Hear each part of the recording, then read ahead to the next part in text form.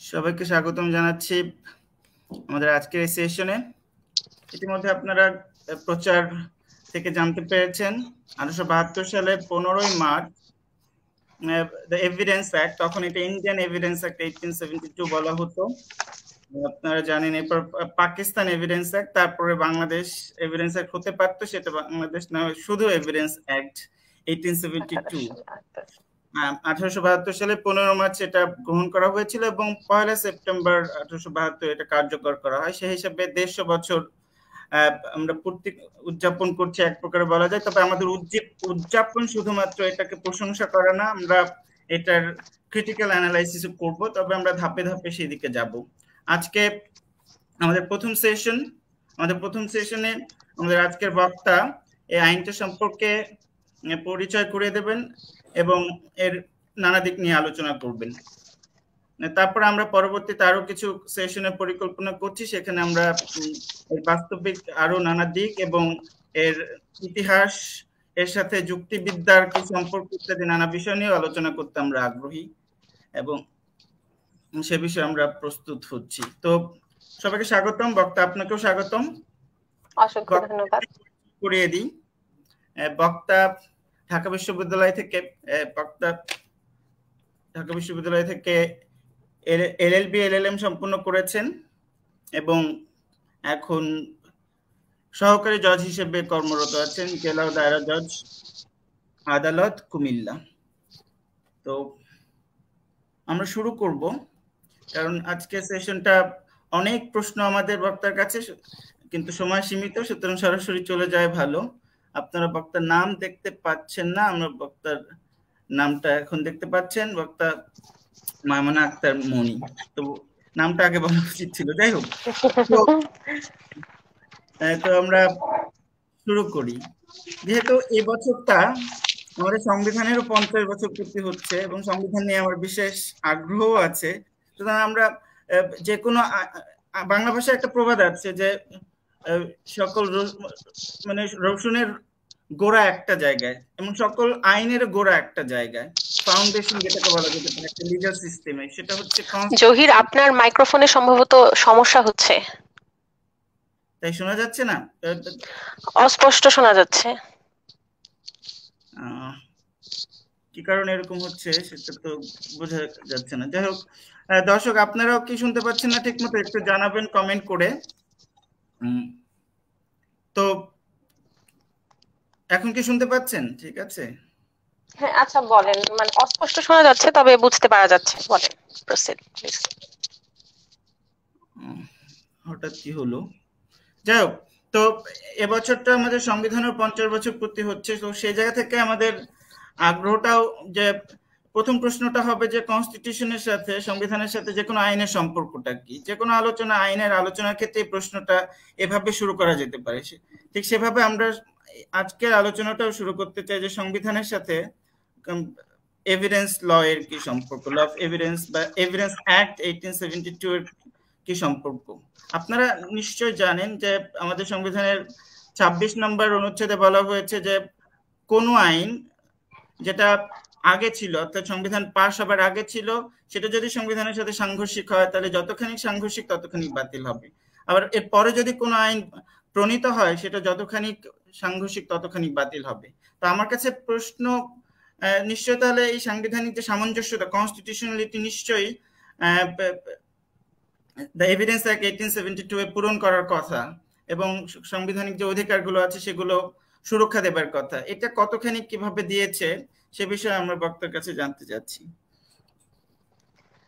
ধন্যবাদ জহির আপনাকে। সাক্ষ্য আইন, আমরা আসলে যারা আইন নিয়ে কাজ করি তারা বলে থাকি খুব বৃহৎ আইন নয়, কিন্তু এটা প্রায়োগিক ক্ষেত্রে ভীষণ গুরুত্বপূর্ণ। ফৌজদারি এবং দেওয়ানি মামলা দুই ক্ষেত্রে এটা প্রযোজ্য হয়। একটা পদ্ধতিগত আইন যেটা 1872 সালের 1 সেপ্টেম্বর থেকে আমাদের এখানে কার্যকর আছে। সাংবিধানিক সুরক্ষার বিষয়ে আমার যেটা মনে হয়, আর্টিকেল 35 বিচার এবং দণ্ড সম্পর্কে যে আমাদের বিধান আছে, আমাদের সংবিধানে, সেখানে বলা আছে যে কাউকে একবারের বেশি দণ্ডিত করা যাবে না, অভিযুক্ত ব্যক্তিকে নিজের বিরুদ্ধে সাক্ষ্য দিতে বাধ্য করা যাবে না। এই ক্ষেত্রটা খুবই গুরুত্বপূর্ণ আমাদের আইনের ক্ষেত্রে। এই সাক্ষ্য আইনের ক্ষেত্রে আমরা যদি সাক্ষ্য আইনের 25 এবং 26 ধারার দিকে একটু খেয়াল করি, সেখানে আমরা একটা বিষয় স্পষ্ট দেখতে পাই যে পুলিশ কর্মকর্তার নিকট অপরাধে অভিযুক্ত ব্যক্তি দোষ স্বীকার করে থাকলে তা তার বিরুদ্ধে প্রমাণ করা যাবে না।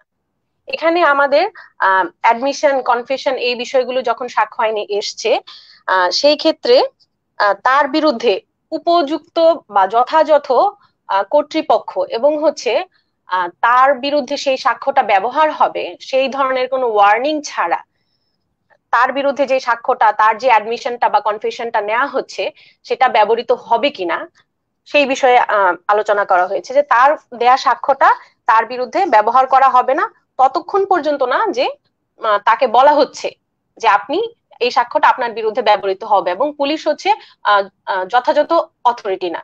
164-এ যেমন হয়, ম্যাজিস্ট্রেটের সামনে আসামি যখন জবানবন্দি দিচ্ছেন, আসামি যখন কনফেশন দিচ্ছেন, সেই ক্ষেত্রে সেটা তার বিরুদ্ধে সাক্ষ্য হিসেবে ব্যবহৃত হতে পারে, যেটা পরবর্তীতে তার বিরুদ্ধে একটা এস্টপল হিসেবে কাজ করতে পারে। এই বিষয়ে তাকে আগে একটা ওয়ার্নিং দেওয়া হয়, যেটাকে আমরা মিরান্ডা প্রিন্সিপাল বলে জানি। এটা একটা বিষয়। আমার কাছে মনে হয় এভিডেন্স অ্যাক্টে আমাদের সংবিধানের এই আর্টিকেল 35-কে একভাবে এখানে বহাল এবং বলবৎ রাখা হয়েছে, এটা একটা বিষয়। আবার হচ্ছে যখন কোনো অপরাধী পুলিশ কাস্টডিতে থাকে তখন তার পুলিশের কাছে যে প্রদত্ত কনফেশন সেটাও গ্রহণযোগ্য না, ধারা 26-এ বলা আছে এটা। আরেকটা বিষয় যে রাষ্ট্র মোরাল পুলিশিং করবে না, এটা তার ব্যক্তিগত কাজের, ব্যক্তিগত চিন্তার জায়গাটা সে তার মতো করে রক্ষা করবে। সেই ক্ষেত্রে আমরা যখন আদালতে সাক্ষ্য নিই এভিডেন্স অ্যাক্টের আওতায়, তখন আমরা একটা জিনিস খুব খেয়াল রাখি যে আইনজীবীরা যখন জেরা জবানবন্দি বিভিন্ন সময় যখন প্রশ্ন করছেন, তারা যেমন হচ্ছে সাক্ষীর চরিত্র নিয়ে কোনো প্রশ্নই উত্থাপন করতে পারবেন না। সাক্ষীর কাজ শুধু সাক্ষ্য দেওয়া, এখানে তাকে ব্যক্তিগত স্পেসটুকু দেওয়া হয়েছে এই আইনের আওতায়। আর পক্ষদের চরিত্রটাও শুধুমাত্র খুবই অল্প একটা সময়ে বা খুবই অল্প একটু ক্ষেত্রে প্রাসঙ্গিক হচ্ছে। যেমন দেওয়ানি মোকদ্দমার ক্ষেত্রে পক্ষের চরিত্রটা প্রাসঙ্গিক না, একদমই অপ্রাসঙ্গিক এবং অগ্রহণযোগ্য। কিন্তু সেটা শুধুমাত্র প্রাসঙ্গিক হবে তখনই যদি আদালত অনুমতি দেয় এবং হচ্ছে সেটা মোকদ্দমা ক্ষতিপূরণ আদায়ের সাথে তার এই চারিত্রিক বিষয়টা, যেমন সে টাকা পয়সা দেয় না, এই ধরনের কোনো বিষয় থাকে, সেই ক্ষেত্রে শুধুমাত্র এটা প্রাসঙ্গিক হবে। আবার একইভাবে আসামির ক্ষেত্রে আসামির খারাপ চরিত্রটা প্রাসঙ্গিক না, বরঞ্চ তার ভালো চরিত্রটাই প্রাসঙ্গিক। এবং শুধুমাত্র যদি তার ভালো চরিত্রটার ব্যাপারে সাক্ষ্য দেওয়া হয়, সেই ক্ষেত্রে তখন তার খারাপ চরিত্রের বিষয়টা, যেমন হচ্ছে সে আগে তার বিরুদ্ধে কোনো, আমরা যেটাকে পিসিপিআর বলি আইনের ভাষায়, আমাদের আদালতের ভাষায়, তো সেই ক্ষেত্রে শুধুমাত্র ওইটাই গ্রহণযোগ্য হবে, এর বেশি না। এর দ্বারা বোঝা যাচ্ছে কি, এভিডেন্স অ্যাক্ট আমাদের কনস্টিটিউশনকে ফলো করে এবং হচ্ছে তাকে মান্য করে সে ব্যক্তির ব্যক্তিগত জায়গাটা এবং হচ্ছে তার কনফেশনের ক্ষেত্রে তার যে নিজের স্পেসটুকু থাকার কথা এটুকু এনশিওর করেছে। ধন্যবাদ। হ্যাঁ, না অবশ্য আমার কাছে একটা জিনিস মনে হচ্ছিল যে 29-এর শেষের বাক্যটা, 29 ধারার শেষের বাক্যটা, যেটা আপনি যে মিরান্ডা প্রিন্সিপালের কথা বলছিলেন, সেখানে একটা ওয়ার্নিং দেয়া হয় যে আপনি যে সাক্ষ্যটা দিবেন পুলিশের কাছে সেটা আপনার বিরুদ্ধে আদালতে ব্যবহার করা যেতে পারে। কিন্তু আমাদের এখানে 29-এর শেষে বলেছে যে এমন কিছু যদি ওয়ার্নিং নাও দেওয়া হয় তাহলেও এই সাক্ষ্যের প্রাসঙ্গিকতা বা এটার যথার্থতা নিয়ে প্রশ্ন তোলা যাবে না। তো এটা মনে হয় যদি ভবিষ্যতে কখনো কেউ চ্যালেঞ্জ করে, হ্যাঁ, এটা একটা আলোচনার মজার বিষয় হতে পারে। তবে এইখানে একটা ছোট একটা প্রোভাইসও ঠিক বলা যাবে না, একটা ক্লু আছে যে এটা কেন এখানে থাকতে পারে যদি এই ধারাটা অ্যামেন্ডমেন্ট না হয় বা আমরা পরবর্তীতে এটা দেখতে পারি। সেটা হচ্ছে যে যদি অনুরূপ দোষ স্বীকার অন্যভাবে প্রাসঙ্গিক হয়, এখানেই একটা শব্দ আছে। হ্যাঁ, অন্যভাবে যখন প্রাসঙ্গিক হয়, এবং হচ্ছে যেহেতু আমি দেওয়ানি আদালতের বিচারক, আমি একটা জিনিস যেটা বুঝি, আমাদের সিপিসিতে যে 151টা দেয়া আছে সেটার সঙ্গে এই দুটো এই শব্দগুলোকে সিঙ্ক্রোনাইজ করলে সেক্ষেত্রে হচ্ছে কোর্টের পাওয়ারটা কিন্তু অনেক বেড়ে যাচ্ছে। আর আপনি আরেকটা বিষয় যেটা হয়, যেমন হচ্ছে কনফেশন, অ্যাডমিশন, এগুলো কোনোটাই তো কনক্লুসিভ প্রুফ না, এটা একটা বিষয়। আর যেমন হচ্ছে আমাদের ফৌজদারি মামলা যখন আমরা প্রমাণের ক্ষেত্রে যাব, তখন বিয়ন্ড রিজনেবল ডাউট হতে হবে। এই সমস্ত ক্ষেত্রে গেলে এই ধারাটা হয়তো ক্রিটিসাইজ করা যায়, বাট ন্যায় বিচার ব্যাহত হবে ঠিক এটা বলা যাবে না, হ্যাঁ, অনেকগুলো বিষয় মাথায় আনলে। Subject to independence of judiciary, যাই হোক সে বিষয়ে আমরা না যাচ্ছি।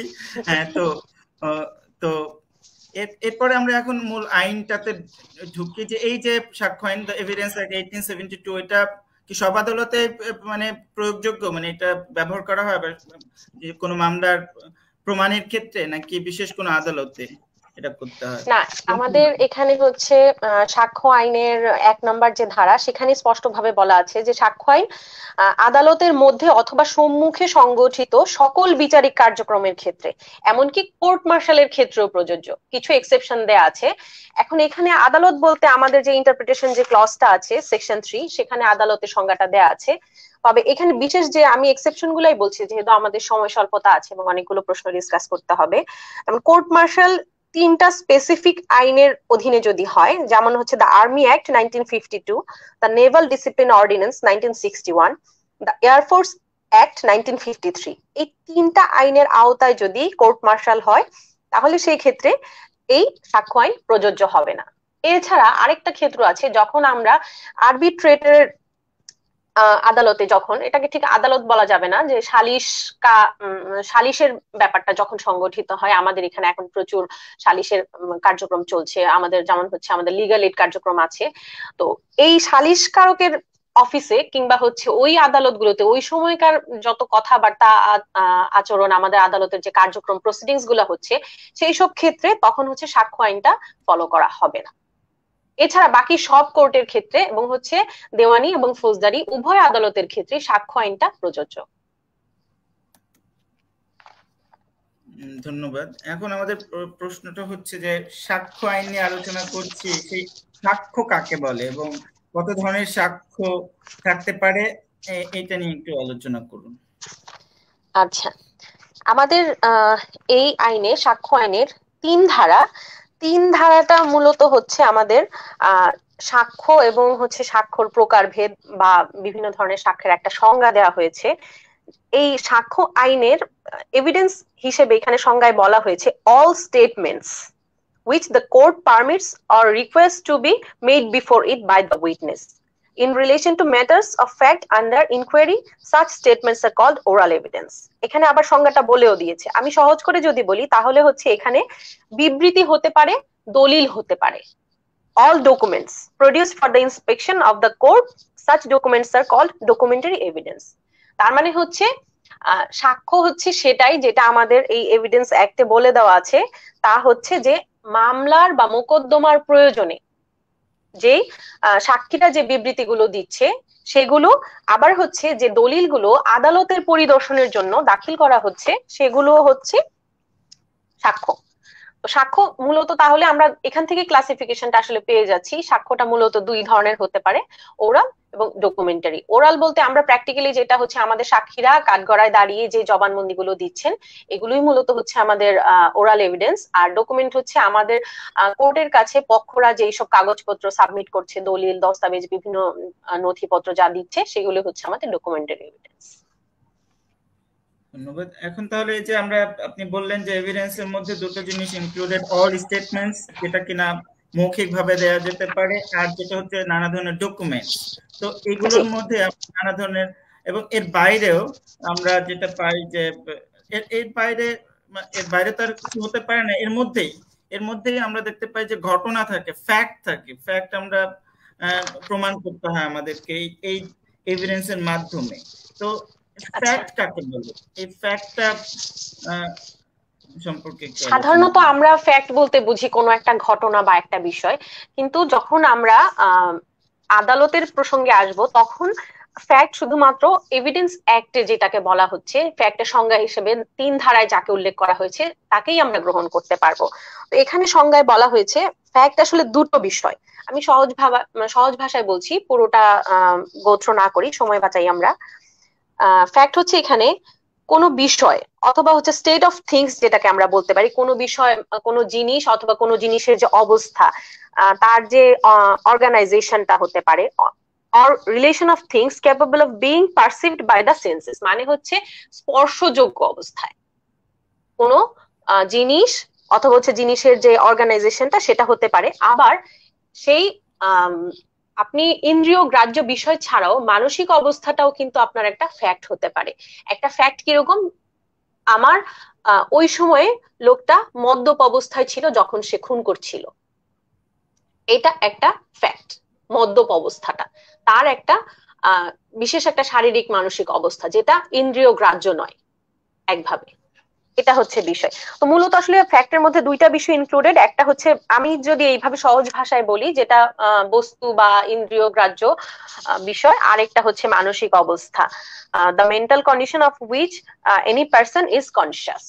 এটাই এখানে এটাই বলা হচ্ছে। আর ইলাস্ট্রেশন আছে আমাদের ধারাটাতে বিভিন্ন ধরনের, আমরা ইন ডিটেলস যখন পরবর্তী কোনো সেশনে কথা বলবো তখন হয়তো আরো বিস্তারিত আলোচনা মানে করতে আপনি পারবো। দুটা জিনিস, একটা হচ্ছে যেটা ইন্দ্রিয়গ্রাহ্য আর একটা হচ্ছে মানসিক অবস্থা। ইন্দ্রিয়গ্রাহ্য মানে জি, যেটা আমরা দেখতে পাচ্ছি আমাদের পঞ্চ ইন্দ্রিয়, যেটার মাধ্যমে আমরা পরখ করছি। আর মানসিক অবস্থা যেমন good faith, bad faith, bad হ্যাঁ, ইন্টেনশন। ইন্টেনশন হতে পারে, হ্যাঁ। ইন্টেনশন হতে পারে, মোটিভ হতে পারে।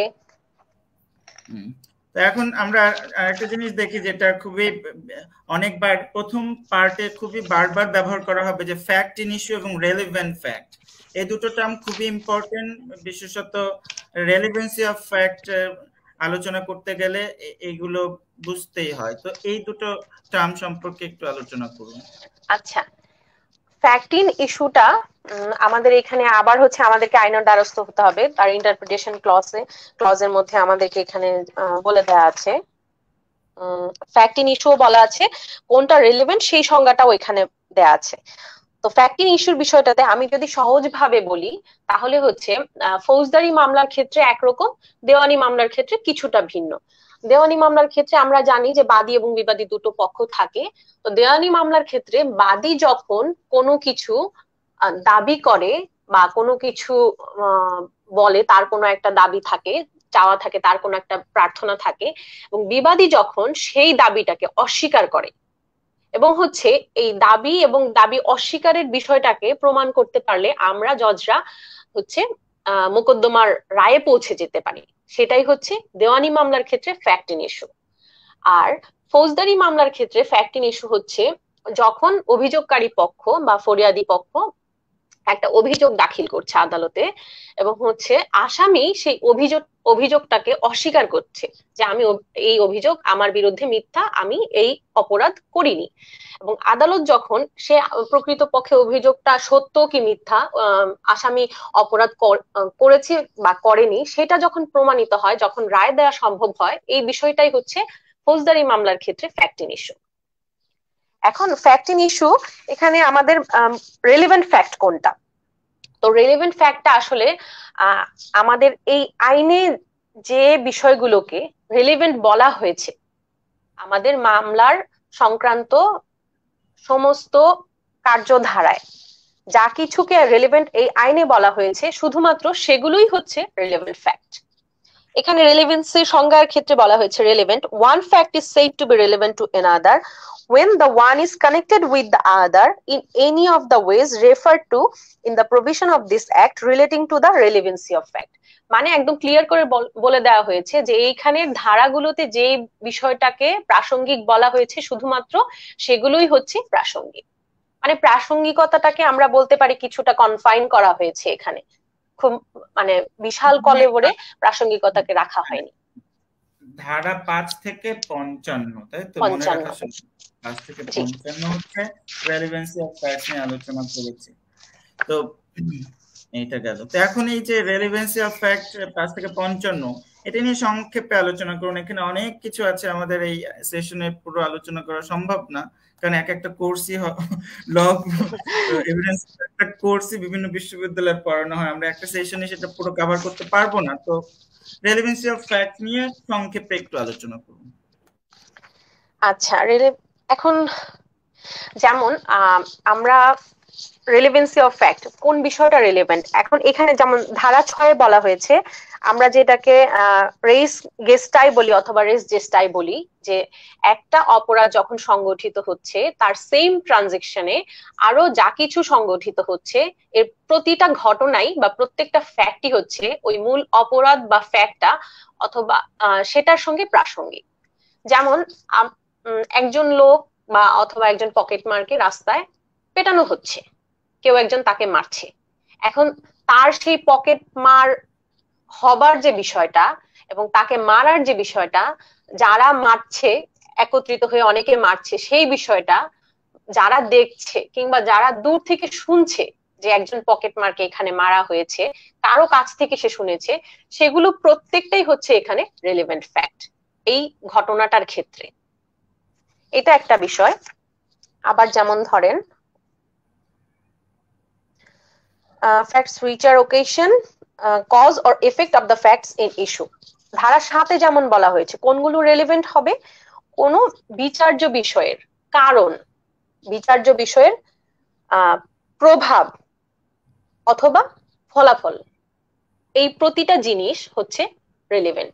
একটা বিচার্য বিষয়ের যে বিষয় থেকে বিচার্য বিষয়টা উৎপত্তি হয়েছে, এটার পেছনের যে বিষয়গুলো না জানলে না বুঝলে আমরা হচ্ছে বিচার্য বিষয়টাকে বুঝতে পারবো না বা সেটাকে আমরা আইডেন্টিফাই করতে পারবো না, তখন এই বিষয়টা প্রাসঙ্গিক হয়ে যায়। আবার বিচার্য বিষয়টার যে ফলাফল হতে পারে, এফেক্টটা হতে পারে, সেটাও এক্ষেত্রে প্রাসঙ্গিক।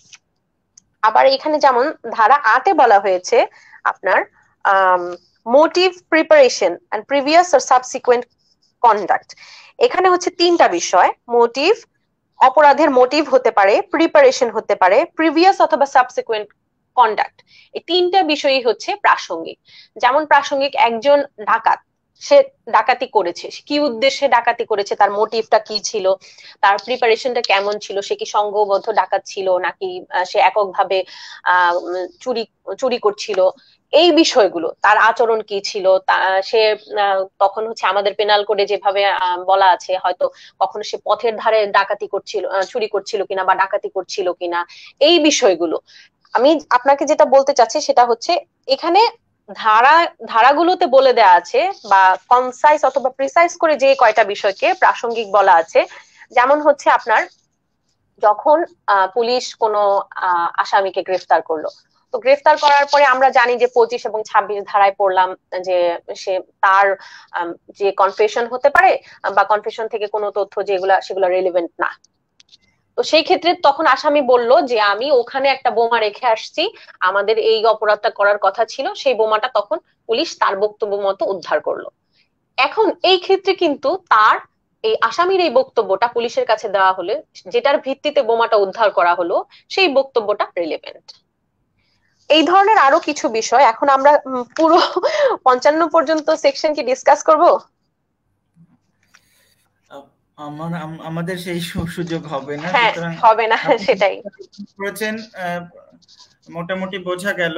তো যেটা হচ্ছে এখন প্রশ্ন হচ্ছে এটার সাথে রিলেট করে প্রশ্ন, এটার সাথে রেলেভেন্ট প্রশ্ন, রেলেভেন্সি অফ ফ্যাক্টের সাথে রেলেভেন্ট প্রশ্নটা হচ্ছে যে সমস্ত ফ্যাক্ট রেলেভেন্ট সমস্ত কিছু কি বিচারকরা গ্রহণ করেন, অ্যাডমিট করেন, বা সমস্ত ফ্যাক্ট কি অ্যাডমিসিবল কিনা, কোন কোন বিষয়গুলো বিবেচনা করে কোন একটা ফ্যাক্ট কে অ্যাডমিট করেন একজন বিচারক?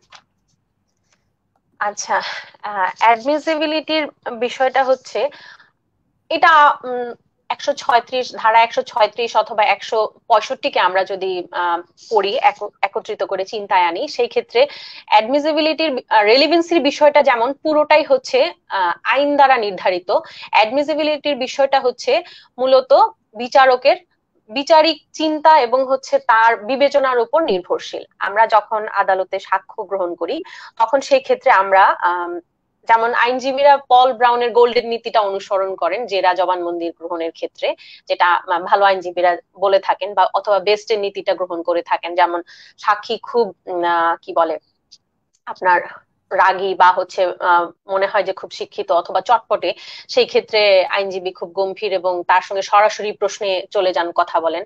আবার কখনো মনে হয় সাক্ষী পড়াশোনা জানছেন না বা বুঝেন না, বা তিনি আদালত দেখে কিছুটা ভীত, সেই ক্ষেত্রে উনি প্রথমে খুবই ফ্যামিলিয়ার কোশ্চেন যেগুলোকে আমরা বলি, যেগুলো আসলে মামলার বিচার্য বিষয়ের সঙ্গে হয়তো সরাসরি সম্পৃক্ত না, কিন্তু এই প্রশ্নগুলো করার কারণে সাক্ষী অনেকটা কমফোর্টেবল হয়ে আসে আইনজীবীর সঙ্গে যে রায় জবানবন্দি দিতে, তখন মূল বিষয়ে উত্তর দিতে তার জন্য সহজ হয়। তো এই সমস্ত বিষয়ের ক্ষেত্রে অ্যাডমিসিবিলিটিটা তখন আমরা নির্ধারণ করি যে অনেক প্রশ্ন উনি বলছেন শুধুমাত্র ওনার সাক্ষীকে সহজ করার জন্য। তখন আমরা বিচার্য বিষয়ের সাথে যতটুকু হলে আমার মোকদ্দমা প্রমাণে কোনো বাধা থাকবে না, কোনো বিপত্তি আসবে না, কিংবা আমি সহজে জিনিসটাকে প্রকাশ করতে পারবো, এবং হচ্ছে আমার আইনের ধারায় কোথাও আমার মামলাটা হ্যাম্পার্ড হবে না, সেই জায়গাটাতে হচ্ছে আমরা চিন্তা করে এবং সাক্ষীর আচরণ, আইনজীবীর আচরণের প্রকৃতি, এই সমস্ত কিছু বিবেচনায় নিয়ে আমরা তখন সাক্ষ্যটুকু গ্রহণ করি। কতটুকু লিখতে হবে এটা সত্যিকার অর্থেই একজন বিচারকের নিজস্ব চিন্তা ভাবনার বিষয়, কিন্তু অবশ্যই এটা আইন দ্বারা নির্ধারিত। অবশ্যই রেলেভেন্স অফ ফ্যাক্টস এর বিধানগুলো বিবেচনায় নিবেন, তার উপরে বাস্তব পরিস্থিতি বুঝে তিনি নির্ধারণ করবেন।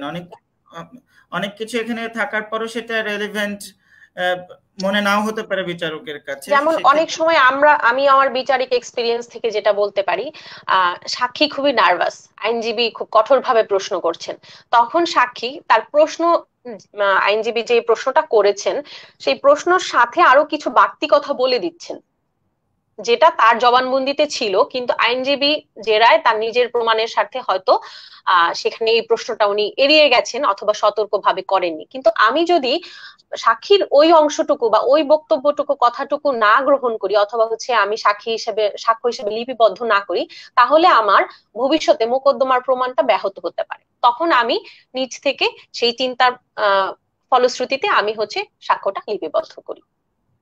এটা একটা বিষয়। জি জহির। আর একটা যেটা হয়, যদিও আমরা আজকে সেশনে এই আলোচনাটা মুখ্য আলোচনার বিষয় হবে না, তারপরেও একটা সমালোচনা আছে। অস্ট্রেলিয়ান ল কমিশন একটা রিপোর্ট তৈরি করেছিল এবং সেখানে তারা মন্তব্য করেছিল যে এই যে যিনি, যার নামটা আমরা আজকে নেওয়া উচিত ছিল, আমি ভুলে গেছি, যে জেমস ফিটজেমস স্টেফান, যিনি এটা ড্রাফট করেছিলেন, তার এবং তিনি অনেকগুলো বইও লিখেছেন এটার উপরে। তো ভবিষ্যতে তাকে নিয়ে আলোচনা করা প্রয়োজন, তার চিন্তা ভাবনা নিয়ে বোঝাটাও আমাদের দরকার। তো তার চিন্তাকে ক্রিটিসাইজ করা হয়েছে যে ইনি, অস্ট্রেলিয়ান ল কমিশন বলছে যে এই যে এখানে যে আমাদের চ্যাপ্টার 2-তে রেলেভেন্স অফ ফ্যাক্টের কতগুলো বিধান করে ধরে বেঁধে দেওয়া হলো যেগুলোই রেলেভেন্ট, এটা কতখানি মানে বাস্তবসম্মত হয় এবং প্র্যাকটিকেবল হয়, এটা নিয়ে একটা সমালোচনা ছিল। এই বিষয়ে আপনি কিছু বলবেন? এই বিষয়ে আসলে এখানে অস্ট্রেলিয়ান জুডিশিয়াল সিস্টেম, তাদের আদালতের কার্যধারা, গতি প্রকৃতি, মামলার পরিমাণ, এই সমস্ত কিছু বিবেচনায় আমাদের এখানে যদি আমরা চিন্তা করি, আমাদের এখানে প্রচুর মামলা এখনো নিষ্পত্তির বাকি, মানুষের হয়রানি। সেই ক্ষেত্রে আপনি অন্তত মানুষকে রিলিফ দিতে গেলে যদি রিলেভেন্সের ব্যাপার এই জায়গাগুলোতে আরো বেশি ওপেন আপ করে দেন, ব্যাপারটা মানে কনফাইন না করে, তখন হচ্ছে অনেক সময় বিচারকের জায়গাটা চিন্তা করতে তার কোনো লিমিট থাকছে না, একটা বাউন্ডারি ছাড়া তাকে অনেক কিছু, অথবা একটা বিশাল একটা সাগরের মধ্যে হাবুডুবু খেতে হচ্ছে। এই ক্ষেত্রে আমি মনে করি যে এটা সহায়ক, আমরা একটা ছোট অ্যারিনার ভিতরে কাজ করছি, সেখানে আমরা কিছু ফ্যাক্ট এবং ফ্যাক্টটাকে রিলেভেন্ট বলছি, এবং হচ্ছে সেই ক্ষেত্রে আমাদের মামলার কার্যধারাটা ছোট হয়ে আসছে বা সংক্ষিপ্ত হচ্ছে, যেটা আমাদের দ্রুত নিষ্পত্তির ক্ষেত্রে সহায়তা করছে। এটা আমার একদমই ব্যক্তিগত চিন্তা ভাবনা। আবার যেটা হতে পারে, যখন আমাদের জুডিশিয়াল সিস্টেমটা আমরা স্বপ্ন দেখি হয়তো আরো আপগ্রেডেড হবে, আমাদের মামলার পরিমাণ কমে আসবে, আমাদের আইনজীবীরা আরো বেশি সময় নিয়ে কাজ করতে পারবেন, সেই ক্ষেত্রে তখন আমার মনে হয় এই ধরনের ব্যারিয়ারটা তুলে দেওয়া যেতে পারে। ধন্যবাদ। এই বিষয়ে আমরা আর কথা না বাড়িয়ে আমরা অন্য প্রশ্নে যাই। তো এখন হচ্ছে যেটা হচ্ছে কোন ঘটনা প্রাসঙ্গিক হলেই, আচ্ছা হ্যাঁ, এই প্রশ্নটা আসলে আমরা মনে হয় কথা বলা হয়নি। প্রাসঙ্গিক রেলিভেন্ট হলেই অ্যাডমিসিবল হবে কিনা, না হবে না। সেই ক্ষেত্রে যেমন আমি উদাহরণ হিসেবে বলতে পারি, আমার এই মুহূর্তে ধারাটা 122 মনেও পড়ছে না, যাই হোক, যেমন আমি আপনাকে উদাহরণ দিলে হয়তো বিষয়টা সহজে বুঝতে পারবেন। একটা বিয়ে বলবৎ থাকা অবস্থায় হাজবেন্ড ওয়াইফের মাঝখানে যখন কোনো কথা হয়, তখন কোনো মোকদ্দমায় সেটা প্রাসঙ্গিক হলেও অ্যাডমিসিবল হবে না, কারণ এটা একদমই তাদের বেডরুম টক। আবার হচ্ছে কোনো আইনজীবী এবং হচ্ছে তার মক্কেলের মাঝখানে অনেক বিষয়ে কথাবার্তা হতে পারে, যেটা হয়তো মামলার ক্ষেত্রে প্রাসঙ্গিক হতে পারে, মোকদ্দমায় প্রাসঙ্গিক হতে পারে, কিন্তু এটা অ্যাডমিসিবল না। একইভাবে চিকিৎসকের সঙ্গেও তার চিকিৎসা প্রার্থীর বক্তব্যটা ঠিক একইভাবে এখানে অ্যাডমিসিবল না। হ্যাঁ, আপনি 122-এর কথা বলছিলেন, 122-এ এটা আছে কমিউনিকেশন ডিউরিং ম্যারেজ। সো হ্যাঁ, হ্যাঁ জি, তাহলে আমি ঠিক ছিলাম। হ্যাঁ বলেন। হ্যাঁ, আপনার ইনটিউশন অনেক শক্তিশালী। আপনি যদি ভুলেও যান তারপর একটা থিল যেখানে মারবেন সেটা প্রায় কাছাকাছি জায়গায় যেয়ে পৌঁছায়। তো যাই হোক, কথা হচ্ছে এই যে রেলেভেন্স অফ ফ্যাক্টস এর যে বিশাল পরিসর, তার মধ্যে আমরা আরো কতগুলো কনসেপ্ট পাই, যেমন ধরেন স্বীকারোক্তি, অ্যাডমিশন এবং কনফেশন। এটা নিয়ে আপনি সাধারণভাবে আলোচনা করুন, আমি স্পেসিফিক প্রশ্ন করছি না আপনি যে। হ্যাঁ, আচ্ছা, সাক্ষ্য আইনের 17 ধারায় অ্যাডমিশন সম্পর্কে বলা হয়েছে, কনফেশন আছে 24 ধারায়। অ্যাডমিশন হচ্ছে কোনো একটা স্বীকৃতি, সেটা হচ্ছে ওরাল হতে পারে, আবার হচ্ছে সেই সঙ্গে ডকুমেন্টারিও হতে পারে বিষয়টা।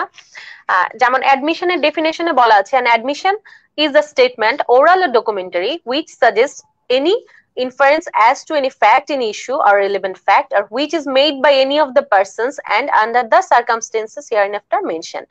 আচ্ছা, তাহলে হচ্ছে আমাদের এখানে স্বীকৃতিটা হচ্ছে মৌখিক বা লিখিত উক্তি, যেটা বিচার্য বিষয় অথবা প্রাসঙ্গিক বিষয়ের সম্পর্কে কোনো একটা সিদ্ধান্তে আমাদেরকে পৌঁছে দেয়।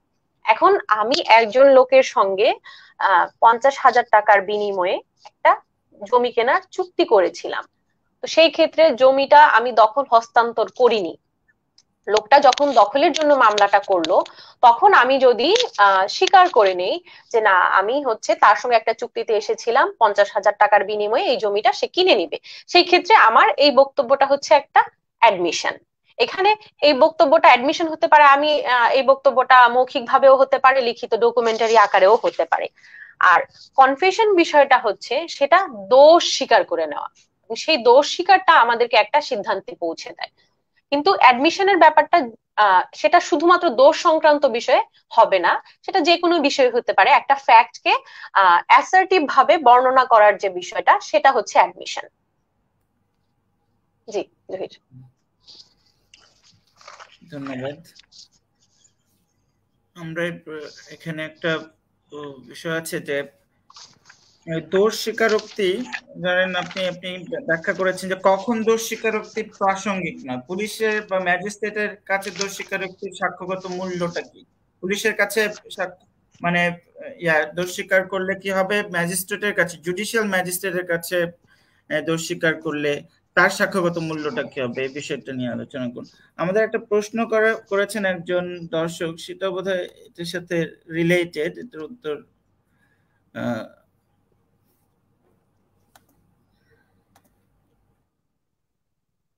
আচ্ছা আমরা আগে আপনার প্রশ্নটা আমি একটু উত্তর দিয়ে নিচ্ছি।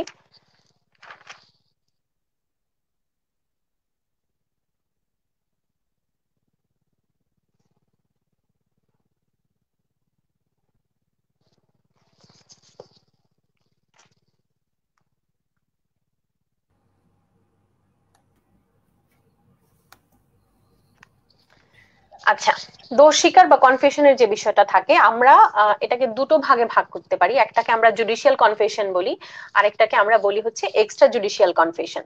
তো জুডিশিয়াল কনফেশনটা হচ্ছে আমাদের আসামি প্রদত্ত যে কনফেশনটা, যেটা হচ্ছে আমাদের সিআরপিসি 164 অনুযায়ী, যেটা হচ্ছে জুডিশিয়াল ম্যাজিস্ট্রেটের কাছে দেওয়া হয়, সেটা হচ্ছে জুডিশিয়াল কনফেশন, যেটা তাকে ওয়ার্ন করা হয় প্রিভিয়াসলি যে এই সাক্ষ্যটা পরবর্তীতে তোমার বিরুদ্ধে ব্যবহৃত হবে। আর এটার পদ্ধতিটা পুরোটাই বলা আছে সেকশন 364 এ। আর এক্সট্রা জুডিশিয়াল কনফেশনটা হচ্ছে যেটা আমাদের জুডিশিয়াল কোন অথরিটি বা কোনো ব্যক্তি না, সেখানে যে কারো কাছেই যে কোনো কনফেশন হতে পারে। সাপোজ চা দোকানে আপনি চা খেতে খেতে একজনের সঙ্গে গল্প করছেন, তখন তার কাছে বললেন যে আমি অমুককে গতকাল মেরেছি, এটা আপনার একটা কনফেশন, কিন্তু এটা জুডিশিয়াল কনফেশন না। ঠিক আছে, এখন এই ক্ষেত্রে প্রাসঙ্গিক হবে কি হবে না, যেমন ওই যে প্রথমেই আমরা ডিসকাস করেছিলাম 25 এবং 26 ধারার বিষয়টা, যে পুলিশ কাস্টডিতে থাকা অবস্থায় অথবা পুলিশের কাছে কোনো কনফেস করলে সেটা হচ্ছে গ্রহণযোগ্য কিছু হবে না, কিন্তু মামলায় তখন গ্রহণ হবে কোনটা, যেটা জুডিশিয়াল ম্যাজিস্ট্রেটের কাছে আমরা যে কনফেশনটা করছি সেটা। ধন্যবাদ। আর এই সিআরপিসি 161 হচ্ছে পুলিশ তদন্তের সময় বিভিন্ন এভিডেন্স মানে বিভিন্ন সাক্ষ্যকে পরীক্ষা নিরীক্ষা করে, এটার মানে জুডিশিয়াল ভ্যালুটা আপনি বলুন, আমি তো দেওয়ার চেষ্টা করাটা ঠিক হবে না। আপনি প্রশ্নটা আমি বুঝতে পারিনি। এখানেই যে এটা আছে, প্রশ্নটা আমি আবার তুলে দিচ্ছি, সেটা সিআরপিসি 161 অধীনে নেয়া স্টেটমেন্ট কি এভিডেন্স অ্যাক্ট অনুযায়ী মূল্যায়ন করার সুযোগ আছে? মূল্যায়ন করা বলতে কি বোঝাচ্ছেন, যে এর সাক্ষ্যগত মূল্যটা কি সেটা বলে? না, এই স্টেটমেন্টটা প্রসিকিউশন পক্ষ থেকে ওইটাকে সাক্ষ্য হিসেবে উপস্থাপন যখন করছে, লিখিত কারো বক্তব্য হতে পারে, সেটা রিটেন স্টেটমেন্ট আকারে বা হচ্ছে তার লিখিত বক্তব্য আকারে সাধারণ একটা সাক্ষী হিসাবে এটাকে উপস্থাপন করা যেতে পারে, কিন্তু এটা কখনোই কোনো কনক্লুসিভ প্রুফ না, অথবা হচ্ছে এই শুধুমাত্র এটার ভিত্তিতে কোথাও কোনো সিদ্ধান্তে পৌঁছানোর কোনো সুযোগ নেই, এটা একটা মেয়ার এভিডেন্স।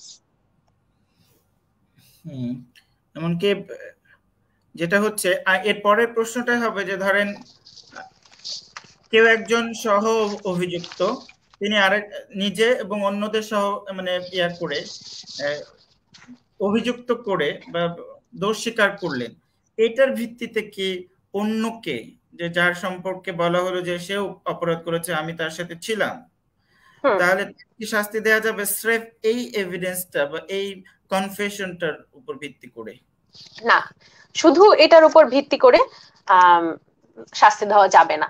এটা হচ্ছে সাক্ষ্য আইনের 30 ধারায় বলা আছে যে কো একিউজড যখন নিজের দোষ স্বীকার করে পাশাপাশি তার সাথে আরো যারা সহ অভিযুক্ত ছিল তাদের অপরাধের বিষয়টা বর্ণনা করে বা কনফেস করে, সেটা হচ্ছে 30 ধারায় বলা আছে।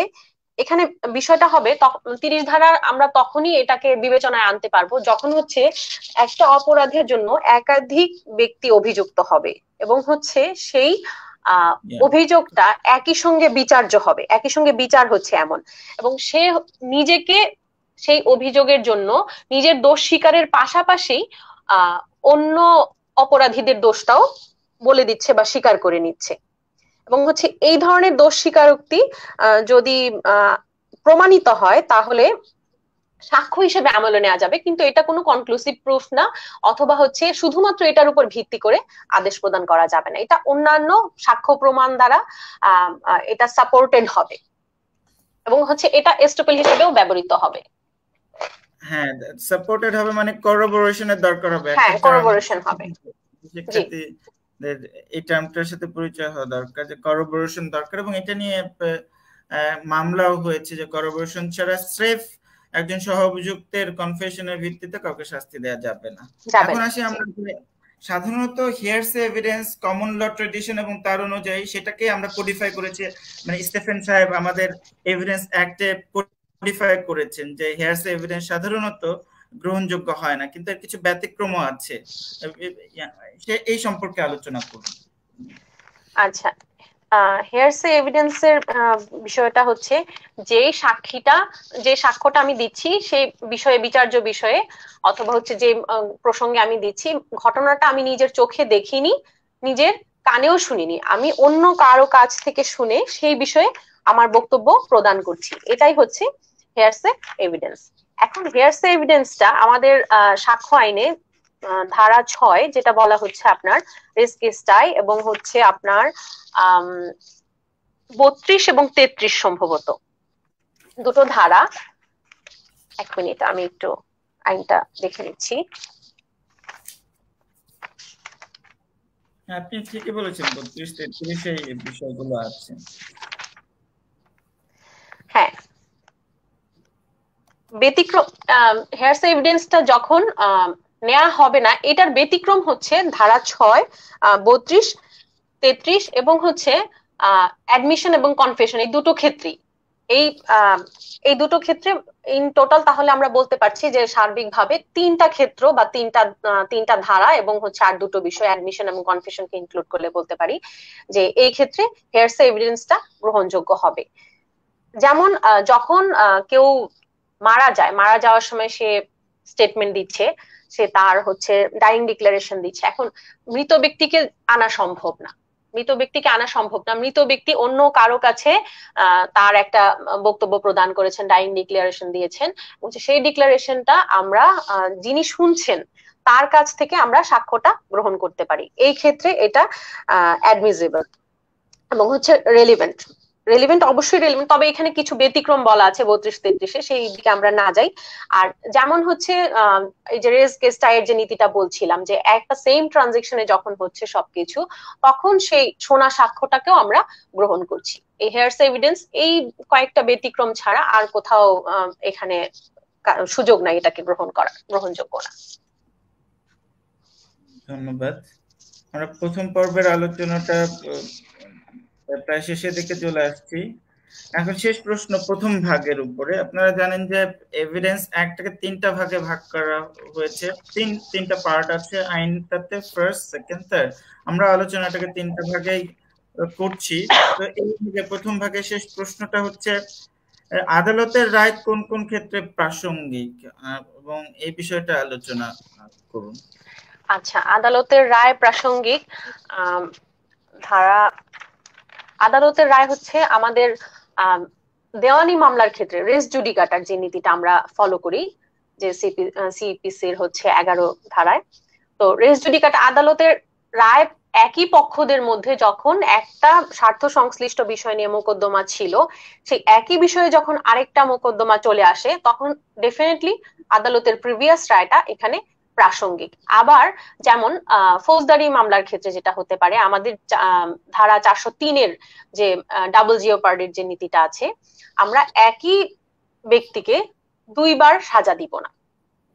যেমন এই ক্ষেত্রে পূর্বতন আসামির পূর্বতন কোনো সাজা আদেশ বা হচ্ছে আসামি জামিনপ্রাপ্ত ছিল কিনা, খালাস পেয়েছিল কিনা, কিংবা আসামির প্রিভিয়াস মামলায় তার সাজা কি হয়েছিল, সেই বিষয়গুলো এখানে বিবেচ্য হবে। কারণ না হলে আমাদের হচ্ছে সেই একইভাবে আবার কনস্টিটিউশনটা ভায়োলেট হয়ে যাচ্ছে। আমাদের এই প্রাসঙ্গিকতার এখানে হচ্ছে ঠিক আছে, করুন। বলেন। আপনি যেটা বলছিলেন যে আমাদের সংবিধান, তার মানে আমরা যেটা প্রথমে আলোচনা শুরু করেছিলাম, সংবিধান একটা স্ট্যান্ডার্ড, এটা সাপেক্ষে আইনটাকে এখানেও এটা ফলো করা হয়েছে, ফিট হতে হবে, না হলে সেটা অসাংবিধানিক হয়ে যাবে, সেটা বাতিল হয়ে যাবার কথা। আর এতদিন পরে মানে আমাদের সংবিধান নেওয়া হচ্ছে 50 বছর আগে, আর এটা নেওয়া হচ্ছে 150 বছর আগে। এখন কথা হচ্ছে 150 বছর আগেকার আইন 50 বছর আগেকার আইনের সাথে ফিট। আপনার মাইকে আবার সমস্যা হচ্ছে, একটু খেয়াল করবেন। এটা একটা ইন্টারেস্টিং ব্যাপার যে আমাদের সংবিধান নেওয়া হচ্ছে 50 বছর আগে, আর এভিডেন্স একটা হচ্ছে 150 বছর আগেকার আইন। সুতরাং সন্তানের জন্মটা বয়সটা হচ্ছে বেশি পিতার চেয়ে। আমাদের এটা হচ্ছে এভিডেন্স অ্যাক্টের ক্ষেত্রে একটা তারপরও দেখা যাচ্ছে, যেহেতু স্টেফেন সাহেব যদিও দক্ষিণ এশিয়ার অধিবাসীদেরকে প্রতি এক ধরনের রেসিস্ট ইম্পেরিয়ালিস্ট মানসিকতা নিয়েছিলেন, যে ব্রিটিশদের এদের স্বাধিকার দেওয়া উচিত না, এদের হাতে সেলফ গভর্নমেন্ট দেওয়া উচিত না, এটা স্টেফেন সাহেব মনে করতেন। তারপরও ইংল্যান্ডে তাদের যে সিভিলাইজড ল এবং ল এর মাধ্যমে তারা যে আমাদেরকে সিভিলাইজ করতে এসেছিলেন, তার মাধ্যমে কিছু একটা প্রিন্সিপাল করে গেছেন, যেটা পরবর্তীতেও আমরা বয়ে বেরিয়েছে, এবং এটা সম্ভবত যৌক্তিক কারণেই হতে পারে। এজন্যই সংবিধানের সাথে হয়তো পুরোপুরি সাংঘর্ষিক হচ্ছে না, কিছু কিছু ক্ষেত্রে আমার মনে হচ্ছে, বাট আপনি মনে করছেন যে অন্যভাবে ইন্টারপ্রেট করা সম্ভব। তার মানে সংবিধানের সাথে এক ধরনের সামঞ্জস্য রেখেই কাজ হচ্ছে। এখন আমরা প্রথম পার্টের আলোচনা শেষ করেছি, আমরা সময়ের মধ্যেই আছি। আমার মনে হচ্ছে আমরা আগেই শেষ করে ফেলবো, কারণ আমরা যা দ্রুত যাচ্ছি। এখন হয়তো আমরা তাহলে আস্তে আস্তে যেতে পারি, যেহেতু আমাদের সময় কিছুটা আছে। তাহলে আমি আরেকটা প্রশ্ন প্রথম ভাগ থেকে করতে চাই, যে এক্সপার্টের ওপিনিয়নটা নিয়ে আপনি কিছু বলুন। এক্সপার্ট ওপিনিয়ন কখন প্রাসঙ্গিক হয়? এক্সপার্ট ওপিনিয়নের বিষয়ে ধারা 45-এ বলা আছে, এক্সপার্ট ওপিনিয়ন আমাদের এই 45 ধারাটাকে যদি আমরা গো থ্রু করি তাহলে পাই 5টা ক্ষেত্রে, যেগুলো আমাদের সাধারণ মানুষের জানা বোঝার ক্ষেত্র না। আমরা তখন সেই ক্ষেত্রে এই বিষয়ে বিশেষ দক্ষ বা জ্ঞান আছে এমন ব্যক্তিদের কাছে আমরা মতামত তখন আদালত থেকে চেয়ে পাঠাই। সাধারণত মতামত সাক্ষ্য হিসাবে কোনো গ্রহণীয় বিষয় নয়, কোনো অ্যাডমিসেবল বিষয় নয়। এখানে এই এক্সেপশন হচ্ছে এই 5টা ক্ষেত্র, যেটা হচ্ছে ধারা 45-এ বলে দেওয়া আছে। এর মধ্যে একটা হচ্ছে বিদেশি আইন, একটা হচ্ছে বিজ্ঞান, বিজ্ঞান সংক্রান্ত যে কোনো বিষয়, আর্ট হতে পারে, হস্তলিপি যেটা আমরা বলি হ্যান্ড রাইটিং, আর হচ্ছে থাম্ব ইমপ্রেশন অথবা টিপসই। তো এই বিষয়গুলোকে আমরা আদালতে যখন আসে এই বিষয়গুলোতে আমরা তখন সাধারণ মানুষের ওপিনিয়ন আমরা দিতে পারি না বা এটা গ্রহণযোগ্য না, তখন আমরা এক্সপার্টদের কাছে এইটার ব্যাপারে মতামত চেয়ে পাঠাই এবং এটা 45 ধারা অনুযায়ী এটা একটা গ্রহণযোগ্য সাক্ষ্য। ধন্যবাদ। তো এখন আমরা দ্বিতীয় ভাগের আলোচনায় যাব। আমরা পোস্টারে 3টা প্রশ্ন করেছিলাম, মূলত এভিডেন্স অ্যাক্ট 1872 এর 3টা ভাগকে মাথায় রেখে। পুরোপুরি সমস্ত কিছু এসেছে এমনটা না। প্রথমত আমাদের প্রশ্নটা আমরা পোস্টারে রেখেছিলাম সেটা হচ্ছে কি প্রমাণ করতে হবে, তার মানে প্রাসঙ্গিক ফ্যাক্ট, সেই সম্পর্কে আলোচনাটা হলো। এখন আমাদের প্রশ্ন হচ্ছে কিভাবে আমরা প্রমাণ করব। দ্বিতীয় ভাগে এই সম্পর্কে বলা হয়েছে। তো আমরা দ্বিতীয় ভাগের প্রথম প্রশ্নটা হবে যে কোন ফ্যাক্ট প্রমাণ করতে হয় না, কেন, এই বিষয়ে আলোচনা করুন। আচ্ছা,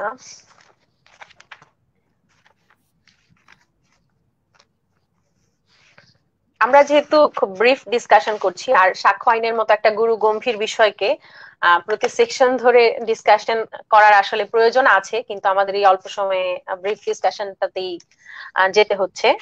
আর আপনি এখন যে প্রশ্নটা করলেন যে কোন বিষয়গুলোকে প্রমাণ করার প্রয়োজন নেই, তো 56 থেকে 58 ধারা এই অংশটা আমরা পড়লে হচ্ছে এই বিষয়টা সম্পর্কে ধারণা পাই। 56 ধারায় বলা হয়েছে fact judicially noticeable need not be proved, মানে হচ্ছে জুডিশিয়াল নোটিসে নেয়ার মতো যে বিষয়গুলো সেগুলো হচ্ছে আদালতে প্রমাণ করতে হয় না। এখন কোন বিষয়গুলো আদালত জুডিশিয়াল নোটিসে নিবেন সেগুলো বলা আছে 57 ধারায়। এখানে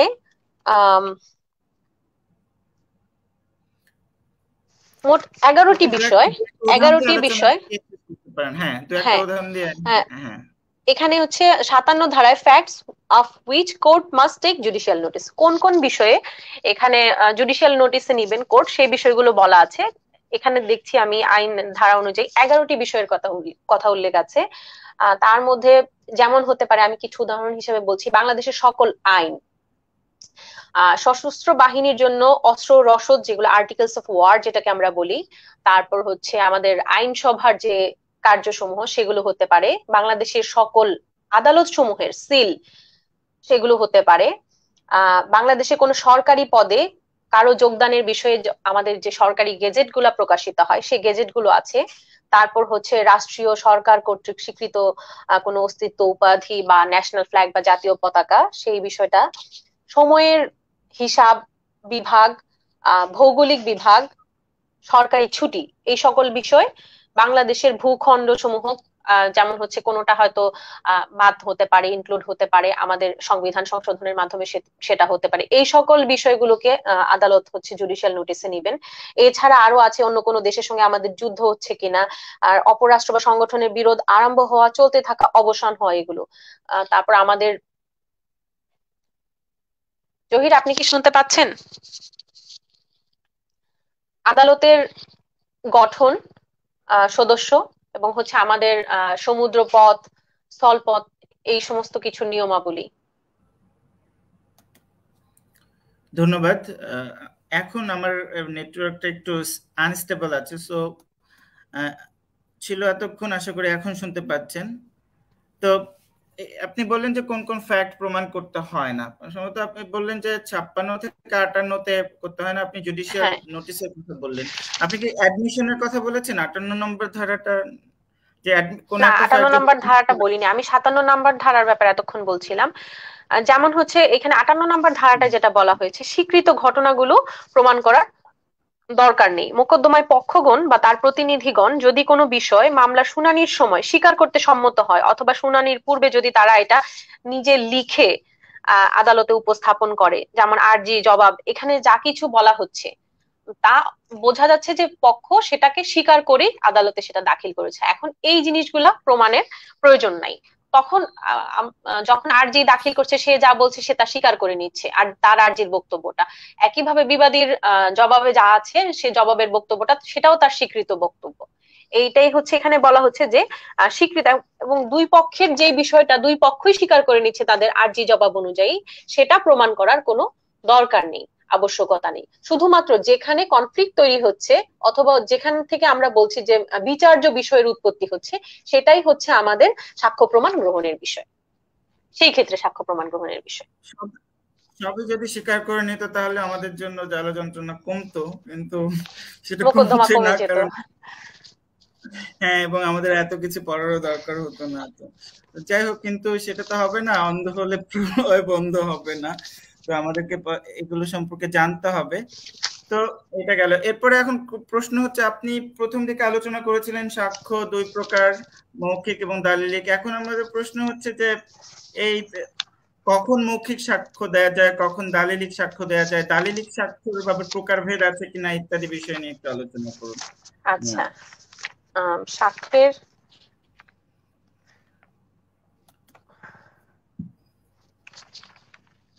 আমরা এই ক্ষেত্রে ওরাল এভিডেন্স, মৌখিক সাক্ষ্য সম্পর্কে বলা হয়েছে অধ্যায় 4, যেটা proof of facts by oral evidence, 59 ধারা all facts except the contents of documents may be proved by oral evidence. বলা হচ্ছে যে দলিলের বিষয়বস্তু ছাড়া সমস্ত বিষয় মৌখিক সাক্ষ্যের দ্বারা প্রমাণযোগ্য, এটা বলা হচ্ছে 59 ধারায়। আবার একইভাবে 60 ধারায় বলা হচ্ছে ধারা 60-এ বলা হচ্ছে oral evidence must be direct, মানে হচ্ছে ব্যক্তি যে বিষয় নিজে দেখেছেন, নিজের কানে শুনেছেন, অথবা নিজের ইন্দ্রিয় দ্বারা অনুভব করেছেন, সেই ক্ষেত্রে এটাকে আমরা ডিরেক্ট বলতে পারি। ওরাল এভিডেন্স যখন দেওয়া হবে তখন শুধুমাত্র তারাই সেই মৌখিক সাক্ষ্যটা আদালতে সাক্ষীর কাঠগড়ায় এসে দিতে পারবেন, তিনি নিজে দেখেছেন, নিজের কানে শুনেছেন, অথবা ইন্দ্রিয় দ্বারা ওই বিষয়টাকে অনুভব করেছেন। আর এখানে শুধুমাত্র মতামতের ভিত্তিতে সাক্ষ্য দেওয়া যাবে না, সেটা আমরা কিছুক্ষণ আগেই বলছিলাম। আর ওপিনিয়ন যদি হয়, শুধুমাত্র সেক্ষেত্রে এক্সপার্ট ওপিনিয়নটা হতে হবে, তখন এটাকেও আমরা ডিরেক্ট সাক্ষ্য বলতে পারি বা সরাসরি সাক্ষ্য বলতে পারি। জি, তারপর কি প্রশ্ন ছিল জহির, আপনার একটু মনে করিয়ে দিতে হবে। সেটা হচ্ছে এর পরেরটা, যেটা হচ্ছে সাক্ষ্য যেহেতু দুই প্রকার, মৌখিক সাক্ষ্য নিয়ে আপনি বললেন, এখন দালিলিক সাক্ষ্য নিয়ে বলবেন। দালিলিক সাক্ষ্য আচ্ছা প্রকার ভেদ আছে কিনা, কোন সেসব বিষয় নিয়ে বলতে পারেন। আচ্ছা, এখানে যদিও বলা হচ্ছে যে সমস্ত বিষয় মৌখিক সাক্ষ্যের দ্বারা প্রমাণ করা যায় except the contents of documents, আবার এইখানে আবার একইভাবে বলা হয়েছে 64 ধারায় আপনি যদি দলিল প্রাথমিক সাক্ষ্য দ্বারা প্রমাণ, কিছু ব্যতিক্রম ছাড়া দলিল সমূহ অবশ্যই প্রাথমিক সাক্ষ্য দ্বারা প্রমাণ করতে হবে। আপনার প্রাইমারি এভিডেন্স, সেকেন্ডারি এভিডেন্সের যে বিষয়টা আছে আপনার, আচ্ছা, তার মানে হচ্ছে আমাদের দালিলিক সাক্ষ্য দুই প্রকার, একটা হচ্ছে প্রাইমারি আর একটা হচ্ছে সেকেন্ডারি এভিডেন্স। সেকেন্ডারি, হ্যাঁ। আমাদের এখানে হচ্ছে মৌখিক সাক্ষ্য এবং দালিলিক সাক্ষ্য। দালিলিক সাক্ষ্য আবার দুটো ভাগ হয়ে যাচ্ছে, একটা হচ্ছে আপনার প্রাইমারি এভিডেন্স, একটা হচ্ছে সেকেন্ডারি এভিডেন্স। এখন প্রাইমারি এভিডেন্স যেগুলো, সেটার ব্যাপারে বলা হয়েছে 62 ধারায়,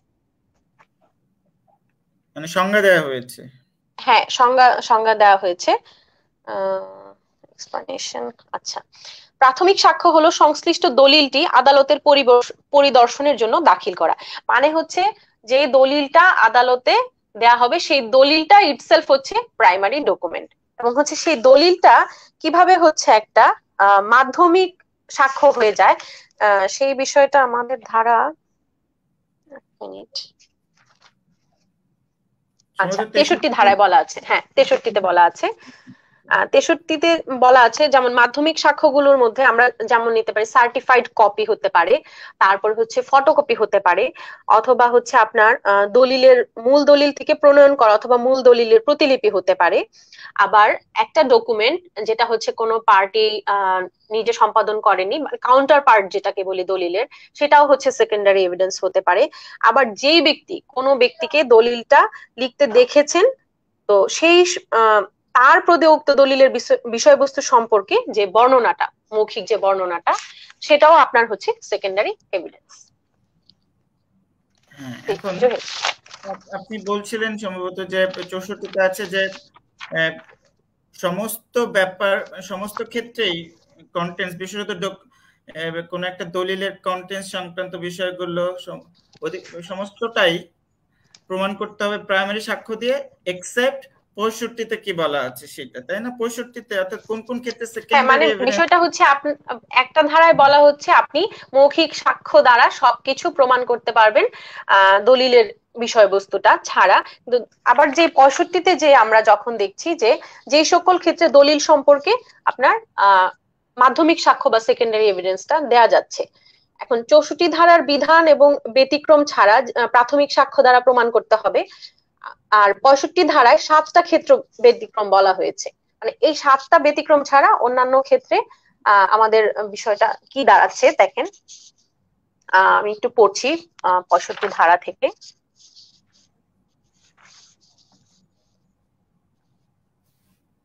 আচ্ছা, এখানে বলা হয়েছে যে সকল ক্ষেত্রে দলিল সম্পর্কে মাধ্যমিক সাক্ষ্য প্রদান করা যেতে পারে, মানে আপনাকে যখন আদালতে আপনি দালিলিক সাক্ষ্য দিচ্ছেন, আপনি মূল দলিলটাই দেবেন, সেটাই হচ্ছে আপনার সবচেয়ে ভালো সাক্ষ্য। যখন আপনি মূল দলিলটা দিতে না পারছেন, কোন কোন ব্যতিক্রমগুলোর ক্ষেত্রে আপনাকে তখন মাধ্যমিক সাক্ষ্যের দ্বারা আপনি প্রমাণ করতে পারবেন, এই বিষয়টাই আমরা পাচ্ছি 65 ধারায়। এখানে যে বিষয়গুলো আলোচনা করা হয়েছে, যেমন যদি মূল দলিলটা কোনো ব্যক্তির বিরুদ্ধে প্রমাণ করতে হয় এবং সেই যে ব্যক্তির বিরুদ্ধে দলিলটা আপনি প্রমাণ করবেন দলিলটা তার কাছে আছে, এখন সেই ক্ষেত্রে আপনাকে সেই মূল দলিলটা আপনার দাখিল করা সম্ভব না, এটা একটা বিষয়। দলিলটা এমন কোনো ব্যক্তির দখলে আছে যাকে আপনি কোনোভাবেই এখন পেতে পারছেন না বা তার কাছে পৌঁছতে পারছেন না বা তার কাছ থেকে দলিলটা আপনার পাওয়া সম্ভব নয়, এমন ক্ষেত্রে। আবার এমন কোনো ব্যক্তির দখলে আছে যে আদালতের প্রক্রিয়ার বাইরে, বিদেশে থাকতে পারে অথবা হচ্ছে আমাদের আউট অফ রিচ যাকে বলি আমরা, এমন কোনো ব্যক্তির দখলে যে উক্ত দলিলটি উত্থাপন করতে বাধ্য, কিন্তু তাকে কোনো নোটিশ দেওয়ার পরেও সে হচ্ছে এই দলিলটা উত্থাপন করে নাই। এই সমস্ত ক্ষেত্রে আপনি কি করতে পারেন, তখন হচ্ছে মাধ্যমিক সাক্ষ্য বা সেকেন্ডারি এভিডেন্স হিসেবে এটাকে গ্রহণ করতে পারেন। আচ্ছা, আরেকটা বিষয় হচ্ছে যে ব্যক্তির বিরুদ্ধে ওই মূল দলিলটা প্রমাণ করা হবে, সেই ব্যক্তি বা তার প্রতিনিধি মূল দলিলের অস্তিত্ব, অবস্থা অথবা বিষয়বস্তু লিখিত ভাবে স্বীকার করে নিলে, মানে হচ্ছে এখানেও আবার আমরা অ্যাডমিশনটাকে পেয়ে যাচ্ছি। যদি আপনি একটা দলিল বিষয়ে বলছেন, প্রথমে হয়তো পার্টিরা, আমরা অনেক সময় দেখি আদালতে এটা হয়, এটা স্বীকার করে না, কিন্তু পরবর্তীতে স্বীকার করে নেয়, তখন এটার ব্যতিক্রম হতে পারে। আমাদের বেস্ট এভিডেন্স রুলের একটা ব্যতিক্রম এটা। আরেকটা বিষয়, যে ক্ষেত্রে মূল দলিল সহজে হস্তান্তরযোগ্য হবে না, হয়তো খুব ভারী হতে পারে, কিংবা এটা খুবই পুরনো দলিল হতে পারে যেটা মুভ করলে সমস্যা তৈরি হয় সেই ক্ষেত্রে, অথবা হচ্ছে দলিলটা সরকারি দলিল বা পাবলিক ডকুমেন্ট যেটাকে আমরা বলি। আবার হচ্ছে যেটা দলিলের ক্ষেত্রে আপনার সার্টিফাইড কপিটাই ব্যবহার করার নিয়ম থাকতে পারে, যেখানে সার্টিফাইড কপিটাকেই আপনার ব্যবহার করতে হবে আইন অনুযায়ী, যদি সেটা থাকে সেটাও হতে পারে। আর আদালতের পরীক্ষা করার জন্য যদি সেই ধরনের কোনো ডকুমেন্ট সুবিধাজনক না হয়, সেক্ষেত্রে মাধ্যমিক সাক্ষ্যের মাধ্যমে আপনি এটা প্রমাণ করবেন। জি, ধন্যবাদ। তো আমরা প্রথমে আলোচনা করছিলাম আমাদেরকে কোন কোন ফ্যাক্ট প্রমাণ করতে হবে, এখন আমরা আলোচনা করছি কিভাবে প্রমাণ করব সেটা। আলোচনা করলেন কিভাবে, কোন কোন ক্ষেত্রে ওরাল এভিডেন্স দেয়া যাবে, কোন কোন ক্ষেত্রে ডকুমেন্টারি এভিডেন্স দেওয়া যাবে, এবং ডকুমেন্টারি এভিডেন্স এর মধ্যে আবার ভাগ আছে প্রাইমারি এভিডেন্স এবং সেকেন্ডারি এভিডেন্স, কখন সেকেন্ডারি এভিডেন্স দিতে হবে, কখন প্রাইমারি এভিডেন্স দিতে হবে, ইত্যাদি বিষয়ে আলোচনা হলো। এখন আমার প্রশ্নটা হচ্ছে যে আপনি যে একটু আগে পাবলিক ডকুমেন্টস এর কথা বলছিলেন, পাবলিক ডকুমেন্টস মানে কি এবং কিভাবে প্রমাণ করতে হয়? আচ্ছা, আমরা এই ক্ষেত্রে ধারা 74 ধারায় আমরা যদি ধারাটা গো থ্রু করি, এখানে পাবলিক ডকুমেন্টস বিষয়ে বলা আছে, নিম্নবর্ণিত দলিলগুলো হচ্ছে সরকারি দলিল। যে সকল দলিল কোনো সার্বভৌম কর্তৃপক্ষের, সরকারি প্রতিষ্ঠান বা ট্রাইব্যুনালের এবং বাংলাদেশের বা কমনওয়েলথের কোনো অংশের অথবা বিদেশের আইন প্রণয়নকারী, বিচার বিভাগীয় বা শাসন বিভাগীয় অংশের কর্মকর্তার কার্য অথবা কার্যের লিপিবদ্ধ বর্ণনা, বাংলাদেশে সরকারিভাবে রক্ষিত ব্যক্তিগত দলিলের লিপিবদ্ধ বর্ণনা, এই সকল কিছুই হচ্ছে পাবলিক ডকুমেন্টস। আর এখানে উল্লেখিত ডকুমেন্টস গুলো ছাড়া যা কিছু ডকুমেন্টস আছে সবই হচ্ছে প্রাইভেট ডকুমেন্টস। হ্যাঁ জহির, আপনি কি শুনতে পাচ্ছেন? জি জি, আমরা কি কানেক্টেড আছি? হ্যাঁ দর্শকদের আমি শুনতে পাচ্ছি, আমি ব্যাকগ্রাউন্ডে ছিলাম একটু। আচ্ছা ঠিক আছে, তো এখন আপনি বলেন কোন কোন দলিল পাবলিক ডকুমেন্টস হবে। পাবলিক ডকুমেন্টস কিভাবে প্রমাণ করব, মানে এটা কি আদৌ প্রমাণ করার প্রয়োজন আছে নাকি এটা এমনি কি করতে হয় আসলে? পাবলিক ডকুমেন্ট যদি আমার আদালতে কোনো একটা মামলা প্রমাণের ক্ষেত্রে ব্যবহার করতে হয়, তাহলে আমি সেটা কিভাবে সংগ্রহ করব? আমরা সেগুলোকে হচ্ছে সার্টিফাইড কপি আকারেই বেশি এগুলোকে সাবমিট করে পক্ষরা। যেমন আমরা খতিয়ান দেখি, তারপর দলিলগুলো আছে, যাদের কাছে মূল কপি না থাকে সেই সব ক্ষেত্রে সার্টিফাইড কপিগুলো আমাদেরকে আদালতে তারা প্রোভাইড করে, তখন সেগুলো আমরা আমলে নেই। আচ্ছা জি, তো এখন হচ্ছে আমরা জানি যে এটা সেকশন 4 এও আলোচনা হতে পারতো, বাট সেটা দ্বিতীয় ভাগেও আছে এবং কি তৃতীয় ভাগেও আছে যে কোন কোন বিষয়গুলো অনুমান করতে হয়, presumption of fact and presumption of law. এখন কথা হচ্ছে সাক্ষ্য আইনে অনুমান কেন প্রয়োজন হলো, কতটা গুরুত্বপূর্ণ এবং কত ধরনের অনুমান আছে ইত্যাদি ব্যাখ্যা করুন এবং দু একটা উদাহরণ দিয়ে আমাদের দর্শকদেরকে বুঝতে সাহায্য করতে পারেন। হ্যাঁ আচ্ছা, অনুমানের বিষয়টা আসলে অনেক ইলাবোরেট ভাবে ডিসকাস করার প্রয়োজন, তারপরেও সেক্ষেত্রে আমরা একটু ব্রিফ ডিসকাশনে যেটা বলতে পারি, মূলত এভিডেন্স অ্যাক্টে দুইটা প্রিজাম্পশনের কথা বলা হয়েছে, একটা হচ্ছে প্রিজাম্পশন অফ ফ্যাক্ট, আরেকটা হচ্ছে প্রিজাম্পশন অফ ল।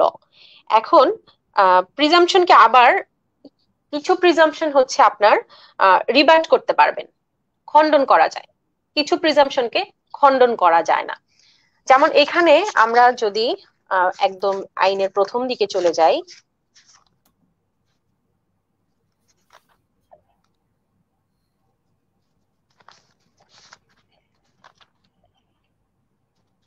হ্যাঁ ধারা 4, এখানে যেমন বলা হয়েছে মে প্রিজিউম, শ্যাল প্রিজিউম এবং কনক্লুসিভ প্রুফ। এখন এখানে এই তিন ধরনের প্রিজাম্পশন সম্পর্কে বলা হয়েছে। মে প্রিজিউম তাহলে কোনগুলা? যেগুলা হচ্ছে আদালত সত্য বলে ধরে নিতে পারে। এখানে আদালতের জন্য একটা ফ্লেক্সিবিলিটি আছে, কতক্ষণ পর্যন্ত আছে? যতক্ষণ পর্যন্ত এটা প্রমাণ হয়নি অথবা অপ্রমাণিত হয়নি। অপ্রমাণিত হয়নি আমরা যেটাকে আনচ্যালেঞ্জড বলি, আমাদের কথ্য ভাষায় আদালতে আমরা বলি এটা আনচ্যালেঞ্জড এখন পর্যন্ত, এবং হচ্ছে এটা অপ্রমাণিত হয়নি। আদালত এই ক্ষেত্রে ফ্লেক্সিবল, আদালত এটা অনুমান করে নিতে পারে। আবার তারপর হচ্ছে শ্যাল প্রিজিউম। শ্যাল প্রিজিউম তাহলে কোন বিষয়? যে সাক্ষ্য আইনের কোথাও আদালতকে কোন বিষয়কে মে প্রিজিউম করতে বললে সেই বিষয়টা আমরা হচ্ছে যতক্ষণ পর্যন্ত বিষয়টা অপ্রমাণিত না ততক্ষণ পর্যন্ত আমরা এটাকে মে প্রিজিউম করতে পারবো। কিন্তু শ্যাল প্রিজিউমের বিষয়টা হচ্ছে আমরা অবশ্যই এটাকে সত্য বলে ধরে নিব যতক্ষণ পর্যন্ত এটা অপ্রমাণিত না হচ্ছে বা চ্যালেঞ্জ না হচ্ছে, ততক্ষণ পর্যন্ত আমরা এটাকে অবশ্যই সত্য বলে ধরে নিব। শ্যাল প্রিজিউম, এখানে আদালতের উপর ডিরেকশন আছে যে তোমাকে এটা সত্য বলে ধরে নিতে হবে। কিন্তু কনক্লুসিভ প্রুফ যে বিষয়টা, সেটা হচ্ছে এখানে আদালতের জন্য কোনো ফ্লেক্সিবিলিটি জায়গা রাখা হয়নি। আদালত বিষয়টাকে অবশ্যই সত্য বলে ধরে নিবে এবং এখানে আসলে প্রমাণের কোনো জায়গা নেই। আইনে যা বলা আছে সেটাই এখানে ধরে নিতে হবে চূড়ান্ত প্রমাণ হিসেবে।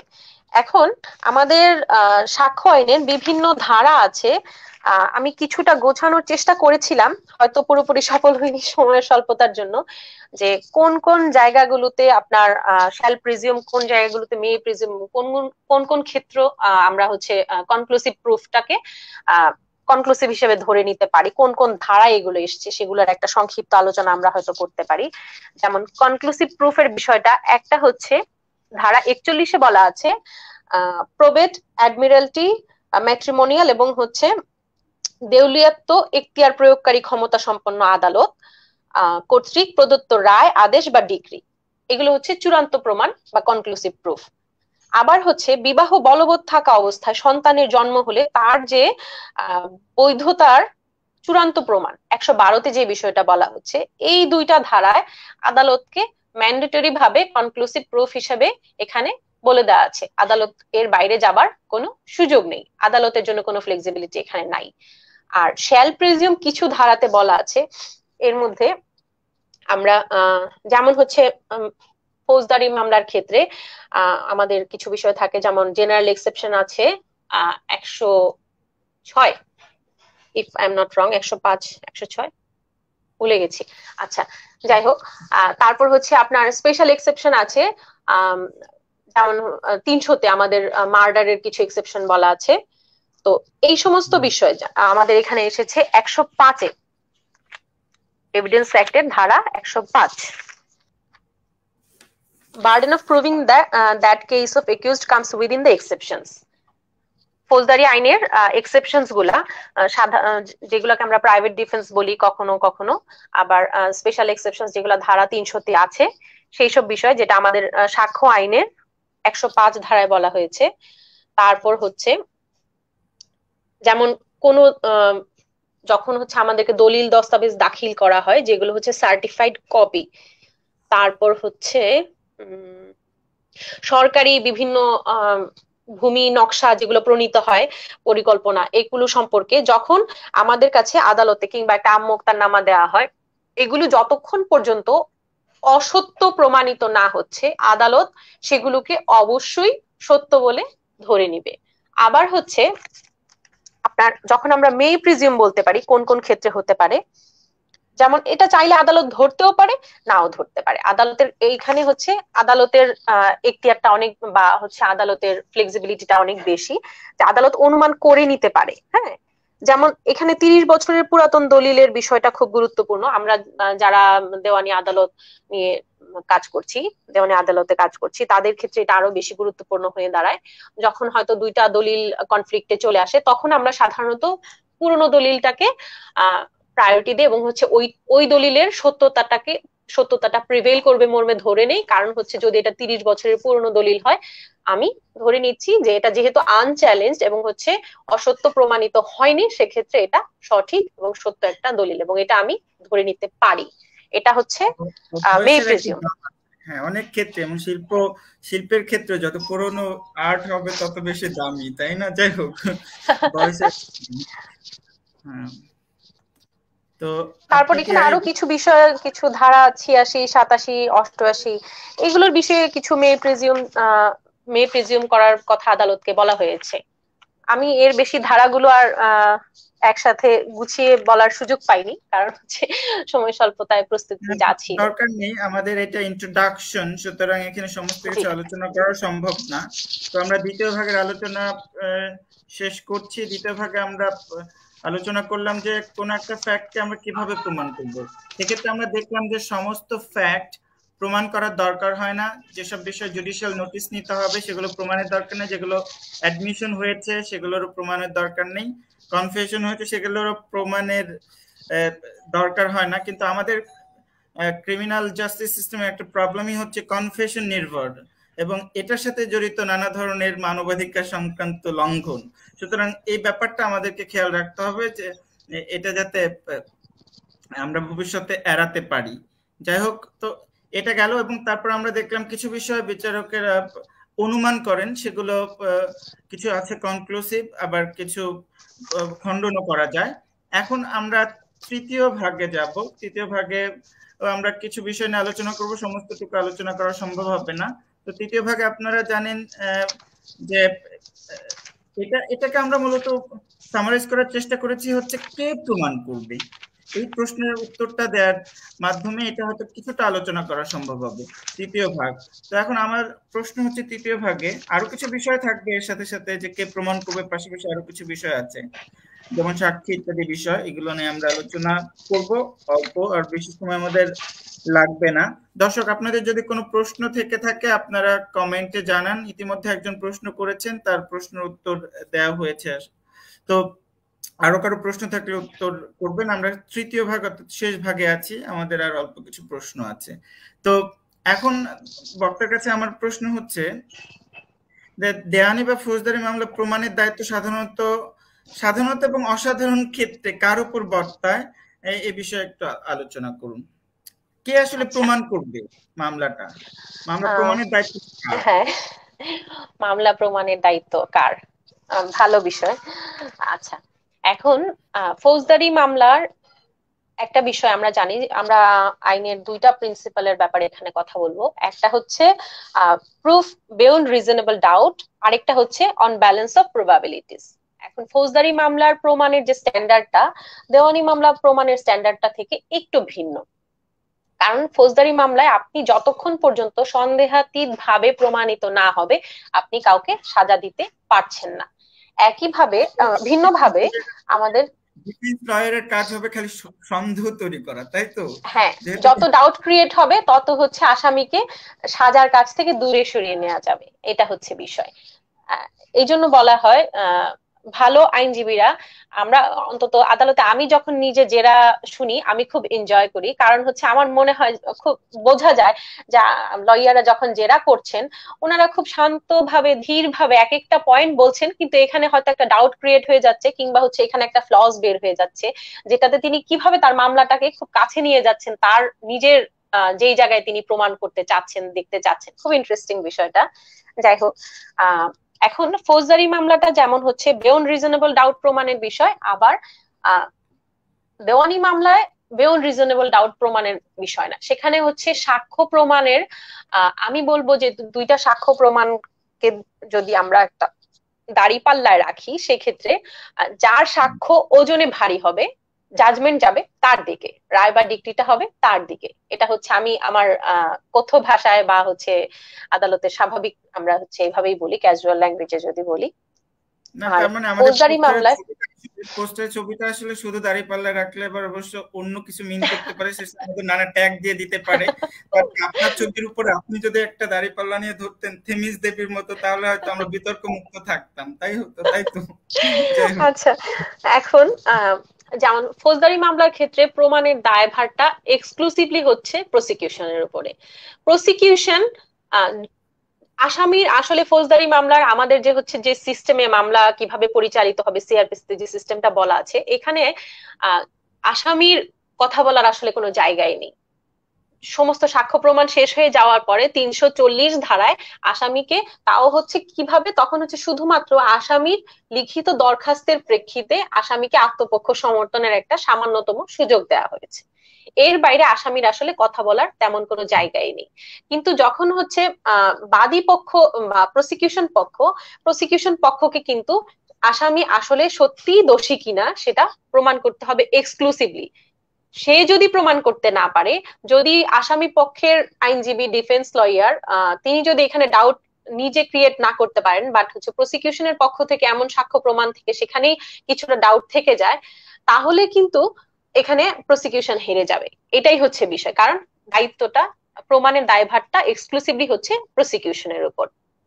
কিন্তু আমরা যখন দেওয়ানি মামলার ক্ষেত্রে দেখব তখন হচ্ছে বার্ডেনটা কখনো কখনো শিফট করে। মামলা প্রমাণের দায়িত্ব বাদীর, কারণ বাদী আদালতে এসছেন তার একটা দাবি নিয়ে। মোকদ্দমা প্রমাণের দায়িত্ব বাদীর, মোকদ্দমা বাদীকেই প্রমাণ করতে হবে। যদি দাবি নিয়ে এসেছে, যাই হোক। হ্যাঁ, হ্যাঁ, এখন বাদীর মোকদ্দমাটা বাদীকেই প্রমাণ করতে হবে। বিবাদীর মোকদ্দমায় বা জবাবে যদি কোনো গঠনগত ত্রুটিও থাকে বা কোনো কিছু থাকে, কিন্তু সেই ত্রুটির ফায়দা কিন্তু বাদী পক্ষের আইনজীবী বা বাদী পক্ষ পাবে না। কারণ হচ্ছে বাদীর মোকদ্দমা বাদীকে প্রমাণ করতে হবে। তবে বিষয়টা কি কখনো কখনো আহ উত্থাপিত বিষয় বা হচ্ছে সাক্ষ্য প্রমাণের দায়ভারটা শিফট করে, যেটা ১০২-তে বলা আছে যে নতুন কোনো বিষয় যখন হচ্ছে বা কোনো পক্ষ যদি অন্য কোনো কিছু ভিন্ন কোনো কিছু ক্লেম করে তখন সেই প্রমাণের দায়ভারটা আবার ভিন্ন পক্ষের উপর শিফট হয়ে যাচ্ছে। এভাবে হচ্ছে মামলা প্রমাণের দায়ভার এক্সক্লুসিভলি সেটা কিন্তু কখনো চেঞ্জ হচ্ছে না, সেটা বাদীর কাঁধেই থেকে যাচ্ছে। কিন্তু সাক্ষ্য প্রমাণের বিভিন্ন ঘটনাগত বা ফ্যাক্টের প্রেক্ষিতে সাক্ষ্য প্রমাণের দায়িত্বটা কখনো বাদী পক্ষের উপর চলে আসছে, কখনো হচ্ছে বিবাদী পক্ষের কাঁধে চলে যাচ্ছে। এর ভিতরে অর্থাৎ মূল আলোচনা, মূল দাবিটা কেউ যদি বলে যে সে আমার কাছ থেকে যেটা 10 ওনাস লক্ষ অফ টাকা প্রুফ বলি নিয়েছে, আমরা। এটা প্রমাণ, হ্যাঁ হ্যাঁ ওনাস প্রোব্যান্ডি, এটা হ্যাঁ তো এটা প্রমাণের দায়িত্ব হচ্ছে যিনি দাবি করবেন তার উপরে। কিন্তু এর ভিতরে যদি অন্য পক্ষ কেউ আবার দাবি করে যে সেও তো আমার কাছ থেকে 5 লক্ষ টাকা নিয়েছিল, তাহলে তার হ্যাঁ ক্লেমটাকে তাকে প্রমাণ করতে হবে। প্রমাণের, হ্যাঁ প্রমাণ করতে হবে, বার্ডেনটা শিফট হয়ে যাচ্ছে। হুম। আচ্ছা, যেমন হচ্ছে আমরা এখানে 103টা যদি আবার দেখি, এখানে কোন নির্ধারিত বিষয় প্রমাণের দায়িত্ব, কোন বিষয়ের অস্তিত্ব যেই ব্যক্তি আদালতকে বিশ্বাস করাতে চায় সেই প্রসঙ্গের অস্তিত্বে প্রমাণ করার দায়িত্ব সেই ব্যক্তির উপর ন্যস্ত। যেমন হচ্ছে এখানে উদাহরণ হিসেবে যেমন এখানে বলা আছে যে আহ খ খকে ক চুরির দায়ে ফৌজদারিতে সোপর্দ করলো।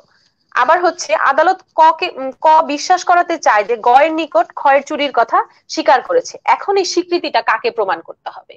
যেহেতু ক চাচ্ছে এটা আদালত বিশ্বাস করুক, তাহলে এই প্রমাণের দায়ভার কার উপর থাকবে? ক এর উপরই থাকবে। এটা একটা বিষয়। আর 104 ধারায় যেমন বলা হয়েছে যে ঘটনা সাক্ষ্য গ্রহণযোগ্য করার জন্য প্রমাণ করতে হবে, তা প্রমাণের দায়িত্ব। যেমন এখানে 104টা খুবই গুরুত্বপূর্ণ যে ক্ষেত্রে, কারণ আমাদের ডাইং ডিক্লারেশনের একটা বিশেষ প্রভাব আছে আমাদের আদালতের ফৌজদারি, বিশেষ করে ফৌজদারি মামলাগুলোতে। যেমন যখন হচ্ছে কেউ ডাইং ডিক্লারেশনটা প্রমাণ করতে চায়, তখন তাকে প্রথমে হচ্ছে তার মৃত্যুটাকে প্রমাণ করতে হবে। সেই মানুষ না মারা গেলে সেক্ষেত্রে এটা তখন আর ডাইং ডিক্লারেশন হিসেবে গ্রহণ করা হবে না। এটা বলা আছে 104-এ। অর্থাৎ যে ডাইং ডিক্লারেশন উপস্থাপন করতে চায় তাকে প্রমাণ করতে হবে যে ডিক্লারেশনটা করেছে তিনি মারা গিয়েছেন, সুতরাং এটা ডাইং ডিক্লারেশন। হ্যাঁ, তাছাড়া তো এখানে সরাসরি হচ্ছে আপনার ধারা 104-এর এক্সপ্লানেশনে এটা আছে, ইলাস্ট্রেশনে এটা চলে এসছে যে হচ্ছে ক খ এর মৃত্যুকালীন ঘোষণা প্রমাণ করতে চায়, সেক্ষেত্রে অবশ্যই খ এর মৃত্যু ককেই প্রমাণ করতে হবে। এখানে ডেথ হ্যাঁ প্রমাণের দায়ভারটা ওই ব্যক্তির উপরই বর্তাচ্ছে। আবার 105-এ এই যে এক্সেপশনস গুলার ব্যাপারে বলছিলাম কিছুক্ষণ আগে, যে যদি বিশেষ করে এটার, হ্যাঁ আমরা কিছুক্ষণ আগে বলছিলাম যে ফৌজদারি মামলার ক্ষেত্রে প্রসিকিউশনের এক্সক্লুসিভ বার্ডেন হচ্ছে তার মোকদ্দমা বা তার সব সাক্ষ্য প্রমাণ করার বিষয়টা।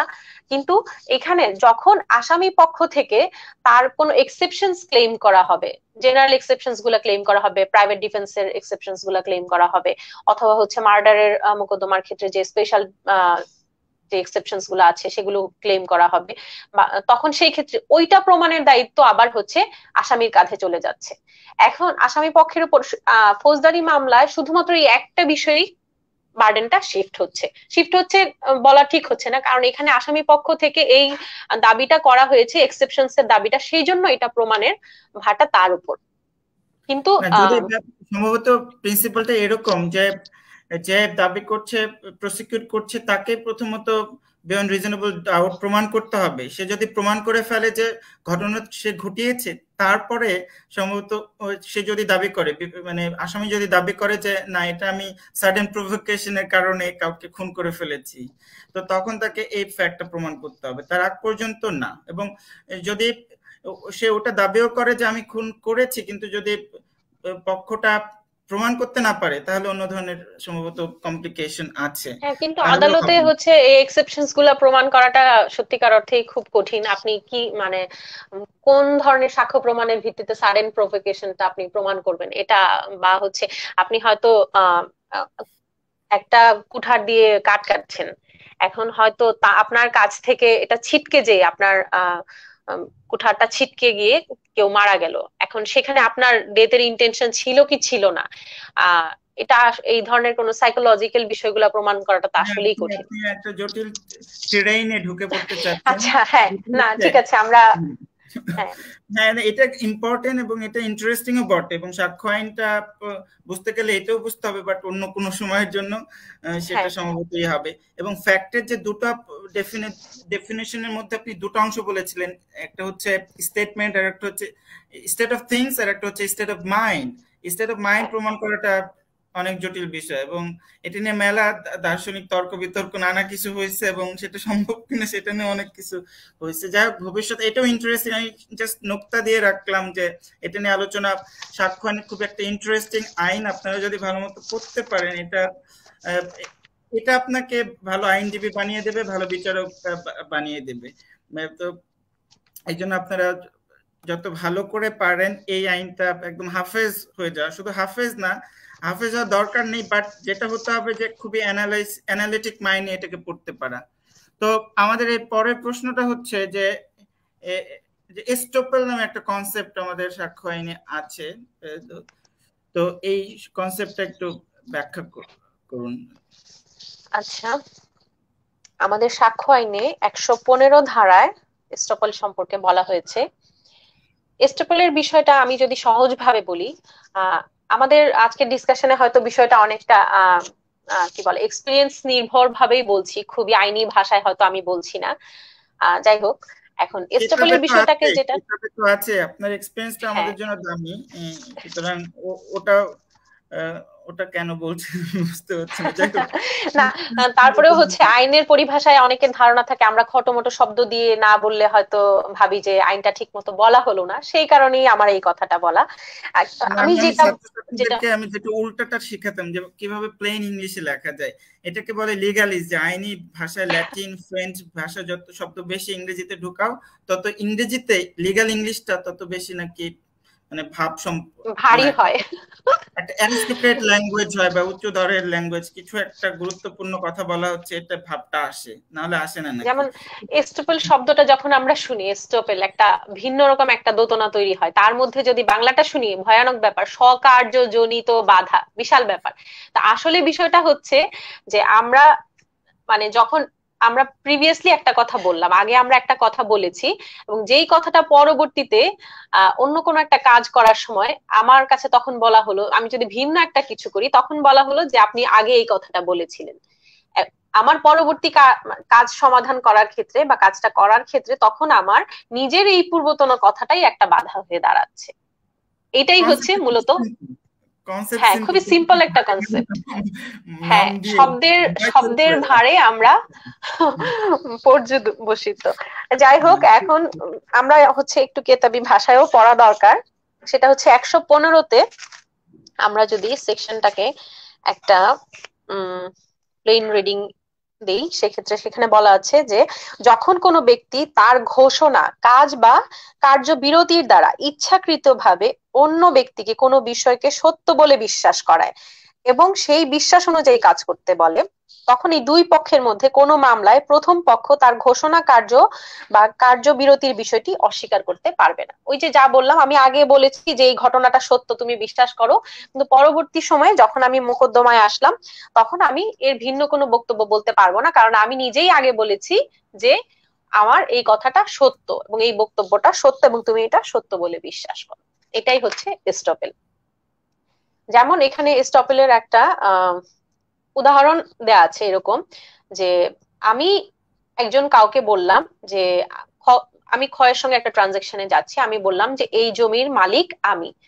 পরবর্তীতে যখন আমি তার কাছে এটা বিক্রি করলাম, বিক্রি করার পরে টাকা পয়সা সব নিয়ে নিলাম, তখন পরবর্তীতে আমি তাকে জমির যখন হচ্ছে আর দখল দিতে চাচ্ছি না বা তাকে হচ্ছে জমির কোনো কারণে তাকে আইনি ভাবে হস্তান্তর করছি না, তখন যখন খ আমার নামে মামলা করবে, তখন আমি এই কথাটা বলতে পারবো না যে আসলে জমিটা আমার না, আমার বাবার নামে ছিল, আমি তোমার কাছে বিক্রি করে দিয়েছি। এই ক্ষেত্রে আমার এই বক্তব্যটা স্টপেল হিসাবে কাজ করবে, যে না আমি তখন বলেছিলাম যে আমার এটা বিক্রি করার অধিকার আছে, আমি এটার মালিক। এটা একটা বিষয়। বাংলায় একটা কথা আছে না, যে বাংলায় যে মুসলমানের এক জবাব টাইপের, এক জবান, সুতরাং হ্যাঁ, এক একবার যদি জবান, জবানে স্থির থাকতে হবে। যা বলে ফেলেছেন সেটা আর ফেরত নেওয়া যাবে না, গুলি একবার বন্দুক থেকে বের হলে সেটার। হ্যাঁ, কিন্তু এখন এইখানে যেটা দেখার বিষয়, এস্টপেলের এই নীতিটা শুধুমাত্র হচ্ছে দেওয়ানি কার্যক্রমে এটা প্রয়োগযোগ্য। এটা ফৌজদারি কার্যক্রমে এটার প্রয়োগ হবে না। আর হচ্ছে এই এস্টপেলের বিষয়টা আমার মোকদ্দমার পক্ষ এবং পক্ষদের যে প্রতিনিধি, রিপ্রেজেন্টেটিভ আকারে যারা থাকবে তাদের সবার উপরই এটা বাধ্যকর। এইটা একটা বিষয়। তার মানে আপনি যেটা বলছিলেন ফৌজদারি মামলা প্রযোজ্য না, তার মানে পুলিশের কাছে আমি যদি কনফেশন দিও তারপর কোর্টে যে যদি আমি পোল্টি মারি, তার মানে হ্যাঁ, সেটা সম্ভব? হ্যাঁ সেটা সম্ভব। সম্ভব? এমনিতেই এটা গ্রহণযোগ্য সাক্ষ্য সাক্ষ্য হিসেবে এটা বিবেচিত হয় না। তারপরে হ্যাঁ। আপনি তখন, হ্যাঁ সেখানে আপনি আবার কোercion এবং ইন্টিমিডেশনের একটা বিষয় আনতে পারেন, যেটা সম্ভবত আমাদের 24 ধারায় বলা হয়েছে যে হুম। ভয় ভীতি প্রদর্শন। কিন্তু আবার এই বিষয়গুলো নিয়ে আবার ভিন্ন রকম একটা ডিসকাশন হয়ে যাবে তাহলে, যে আমরা আসলেই পোল্টি মারতে পারবো কিনা, নাকি হচ্ছে মানে যে পরবর্তীতে আবার ভয়ের সেটাও ব্যাপারটা প্রমাণযোগ্য। কনসেপ্ট, ওইটাও তো সাইকোলজিক্যাল, তাই না? যে কে কতটুকু হুমকি দিলে পারে ভয় পায়। তো যাই হোক, হ্যাঁ। আহ, আচ্ছা, সে- হ্যাঁ হ্যাঁ, এইটাই হচ্ছে স্টেপলের মূল নীতিটা ছিল। আমরা মনে হয় পরের প্রশ্নে যেতে পারি। হ্যাঁ, জি জি। তো ধন্যবাদ। তো এখন হচ্ছে সাক্ষীর বিষয় প্রশ্ন। সেটা হচ্ছে সাক্ষীর যোগ্যতা কি থাকতে হয় এবং বাচ্চারা কি সাক্ষী দিতে পারে কিনা, এইটা নিয়ে একটু বলুন। আচ্ছা, সাক্ষীর আসলে কোনো যোগ্যতা নাই। সাক্ষীর একমাত্র যোগ্যতা হচ্ছে সে, তাকে যে প্রশ্নটা করা হচ্ছে সেটা সে বুঝতে পারছে কিনা। তার আহ অতিরিক্ত বয়স, কিংবা তার শারীরিক দুরবস্থা, তার মানসিক কোনো ধরনের অসুস্থতা, কিংবা কোনো ওষুধ বা অন্য কোনো কিছুর ইম্প্যাক্ট, এই সমস্ত কোনো কিছুর জন্য যদি আহ আর সাক্ষীকে করা প্রশ্নটা সে বুঝতে অসুবিধায় পড়ে, তাহলে তাকে যোগ্য সাক্ষী বলা যাবে না। সে সাক্ষী হিসেবে তখনই যোগ্য হবে তাকে যে প্রশ্নটা করা হচ্ছে সে সুস্থ মস্তিষ্কে এবং হচ্ছে জেনে বুঝে সেটার তার জানা উত্তরটা সে করতে পারছে কিনা, এটাই হচ্ছে সাক্ষীর একমাত্র যোগ্যতা। আর শিশুরা সাক্ষী হতে পারবে যে শিশুকে আপনি একটা প্রশ্ন করছেন, আপনার সেই প্রশ্নের বিষয়টা সে বুঝতে পারছে কিনা এবং এটা বোঝার পরে তার মতো করে সে উত্তরটা দিতে পারছে কিনা, সেটাই হচ্ছে আহ বিবেচ্য বিষয়। সাক্ষীর বয়সটা সেখানে বিবেচ্য বিষয় না।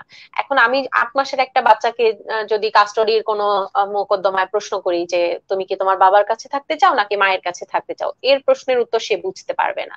কিন্তু যখন হচ্ছে 4 বছর 5 বছর বা 6 বছর বয়সী একটা বাচ্চাকে আমি প্রশ্নটা করি, তখন সে এটা বুঝতে পারে যে তার কাকে বেশি ভালো লাগে কিংবা কার সঙ্গে সে কমফোর্ট ফিল করে, এবং হচ্ছে সম্পর্কটা কার সঙ্গে বেশি ভালো সেটা এক্সপ্রেস করতে পারে। তার মানে হচ্ছে কে ওই বেশি মোকদ্দমার চকলেট ক্ষেত্রে, দেয়, হ্যাঁ, কে বেশি চকলেট হ্যাঁ, দেয় সে সে বুঝতে হ্যাঁ, পারে। হুম। হ্যাঁ, সেটা হতে পারে তার বয়স উপযোগী ভাবে সে ওটা বুঝতে পারে। সেই ক্ষেত্রে তখন তাকে আমি যোগ্য সাক্ষী বলবো। হুম। জি, আপনার আর কোনো প্রশ্ন সাক্ষী সম্পর্কে? আমার তো অনেক প্রশ্ন, হ্যাঁ। তো এখন কথা হচ্ছে, একটি মামলা প্রমাণের জন্য কতজন সাক্ষী লাগবে, এরকম কোনো ধরাবাঁধা কোনো কোনো নিয়ম আছে? নির্দিষ্ট সংখ্যা নাই আমাদের হচ্ছে সাক্ষ্য আইনে এই ধরনের কোনো নির্দিষ্ট সংখ্যা বলে দেওয়া নাই। আর আমার এক্সপিরিয়েন্স থেকে আমি যেটা বুঝি যে বলে দেওয়া নাই সেজন্য হচ্ছে আইনজীবীরা, এটা একটা ফান ফ্যাক্ট বলছি, কেন বলছি, আপনি মক্কেল, আপনি আইনজীবীকে ভালো পরিমাণে টাকা দিলেন, সে প্রচুর সাক্ষী টাক্ষী এনে মোকদ্দমাটা প্রমাণ করলো, আপনার প্রমাণের জন্য সহজ হলো। আপনি মক্কেল, আপনি পর্যাপ্ত টাকা প্রদান করলেন না, আপনার আইনজীবী আপনার উপর খুবই রুষ্ট, সেই ক্ষেত্রে আপনাকে সংখ্যায় কম কিংবা হচ্ছে আপনার বিষয় প্রমাণের জন্য যে পরিমাণ সাক্ষী আনা প্রয়োজন বা যতজনের সাক্ষ্যটা দেওয়া প্রয়োজন ছিল সে সেটা দিল না, আপনি মামলাটা হেরে গেলেন। এই জন্য আহ আমাদের এইখানে এই মোকদ্দমায় কোনো স্পেসিফিক, সরি, এই আইনে কোনো মোকদ্দমায় কতজন সাক্ষ্য দিলে সেই মোকদ্দমাটাকে প্রমাণ করতে পারবেন এরকম কোনো নির্দিষ্ট সংখ্যা করে দেওয়া নাই, কারণ এটা হচ্ছে ফ্যাক্ট টু ফ্যাক্ট ভ্যারি করবে। আইনজীবীরাই সেটা ঠিক করেন যে কিভাবে কতজন সাক্ষী আনলে, কতজনের সাক্ষ্য দিলে আপনার মোকদ্দমাটা প্রমাণ করতে পারবে। ধন্যবাদ। এই তো, এখন আমরা মোটামুটি আর দুটো প্রশ্ন আছে, সেটা ইতিমধ্যে আপনি কিছুটা আলোচনা করেছেন যখন আপনি অ্যাডমিসিবিলিটি অফ ফ্যাক্টস আলোচনা করছিলেন। তো ডিসকাশনের পাওয়ার অফ দ্য জাজেস, এটা নিয়ে কিছুটা আলোচনা করেছেন। আরেকটু আলোচনা করুন যে এই যে আইনটা পুরোটা স্কিমের মধ্যে, পুরো আইনটার স্কিমের মধ্যে বিচারকদের বিবেচনামূলক ক্ষমতা অর্থাৎ ডিসকাশনের পাওয়ার কতটা আছে এবং তারা ন্যায় বিচারের সাথে কতটা এটাকে ব্যবহার করতে পারে? আচ্ছা, সাক্ষ্য আইনটা মূলত বিচারকদের আইন, মূলত বিচারকদের আইন। কারণ আমি যখন কোর্ট পরিচালনা করছি, সাক্ষ্য গ্রহণ করছি, আমার এই আইনটা প্রতি মুহূর্তে প্রয়োজন হচ্ছে। আমি, কারণ আমার প্রতিদিনের যে কার্যধারা সেটাতে আমি কতটুকু গ্রহণ করছি, কতটুকু বর্জন করছি, এর প্রতিটা আহ অংশ নির্ধারিত হচ্ছে এই আইন দ্বারা। কিন্তু আইনজীবীদের ক্ষেত্রে বরঞ্চ সেখানে প্রভাবটা কিছুটা কম। কারণ হচ্ছে উনি হয়তো জবানবন্দি জেরা, সেই ক্ষেত্রে কতটুকু গ্রহণ করবেন, কতটুকু প্রদান করবেন, কতটুকু বর্জন করবেন, সেটা উনি নির্ধারণ করছেন এই সাক্ষ্য আইনের ভিত্তিতে। তার পরবর্তীতে ওনার কার্যক্রমে হয়তো এটার ইম্প্যাক্ট অত বেশি নাই, যতটা হচ্ছে আমি বিচারকের উপর এটার প্রভাব আছে। যেমন এই অ্যাডমিসিবিলিটির বিষয়টা যখন আমরা বলছিলাম 136-এর বিষয়ে, আবার হচ্ছে 165 ধারায় যখন আমরা বলবো যে বিচারক 165, if I am not wrong, বিচারক যে কোনো প্রশ্ন করতে পারেন তার, হ্যাঁ, সাক্ষ্য লিপিবদ্ধ করার ক্ষেত্রে, রেলেভেন্সি নির্ণয়ের ক্ষেত্রে, অ্যাডমিসিবিলিটি। 165 না? জি, আচ্ছা। এখন সেই ক্ষেত্রে বিচারক যে কোনো প্রশ্ন করার অধিকার রাখেন। বিচারক প্রশ্নটা করবেন, এবং যেমন এখানে বলা হচ্ছে যে আমরা যেমন বলছিলাম যে বিচারক কোন প্রশ্নগুলা করতে পারেন না, যেগুলা সাধারণত করা যায় না, যেমন হচ্ছে অ্যানোয়িং কোশ্চেন, যেগুলা আপনি কারো ব্যক্তিগত স্ফিয়ারে গিয়ে যে প্রশ্নগুলা করতে পারেন না, যেগুলা মামলার সঙ্গে প্রাসঙ্গিক না, সেই প্রশ্নগুলো আপনি করতে পারেন না। যেগুলা ব্যক্তিকে, যেসব প্রশ্ন আপনার ব্যক্তিগত স্পেসের জায়গা অথবা হচ্ছে ব্যক্তিগত সম্মানের জায়গাকে আঘাত করে, সেই প্রশ্নগুলো ছাড়া প্রাসঙ্গিক এবং অপ্রাসঙ্গিক প্রশ্ন বিচারক করতে পারেন। কোনো একটা প্রাসঙ্গিক বিষয়কে বোঝার জন্য যে এই বিষয়টা অ্যাডমিসিবল হবে, এই বিষয়টা অ্যাডমিসিবল আমি করব কি করব না, আমার সাক্ষ্য গ্রহণের পাতায় আমি লিখবো কি লিখবো না, সেটা বোঝার জন্য হয়তো ক্ষেত্র বিশেষে কখনো একটা অপ্রাসঙ্গিক প্রশ্ন করতে হতে পারে। যদিও আমি সেই অপ্রাসঙ্গিক প্রশ্নটা আমার সাক্ষী হিসাবে বা সাক্ষ্য হিসেবে আমি লিপিবদ্ধ করছি না, কিন্তু আমি সেই প্রশ্নটা করছি যে আমার যে রেলেভেন্ট বিষয়টা, সেটার বিষয়ের মধ্যে আমি কতটুকু আমার সাক্ষ্য গ্রহণের কাগজে আমি লিখছি সেটা বোঝার জন্য।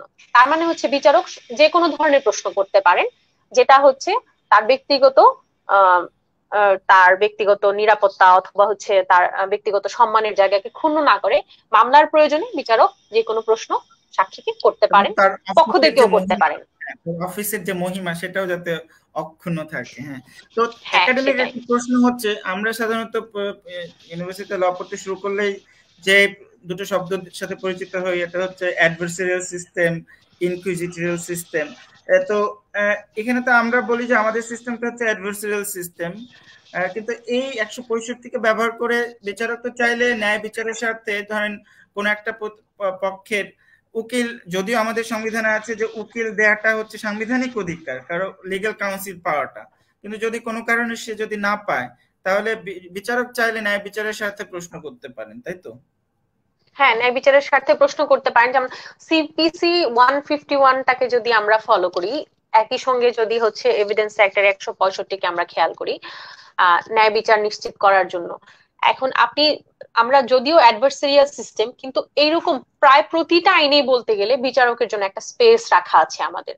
এটা আমাদের অ্যাডভার্সারিয়াল সিস্টেমে থাকার পরেও যে ক্ষেত্রে আমরা যখন নিজেরা আদালতে বিচার কার্যক্রম পরিচালনা করি, তখন যখন আমরা সাক্ষীদের বুঝতে পারছি যে কোনো আইনজীবী হয়তো এবিউজ করছেন তার ক্ষমতাটা, জেরা করার ক্ষমতাটাকে, সেক্ষেত্রে তখন আমরা এই সমস্ত জায়গায় ইন্টারফেয়ার করি এবং বিচারক হিসেবে এটা আমার দায়িত্ব।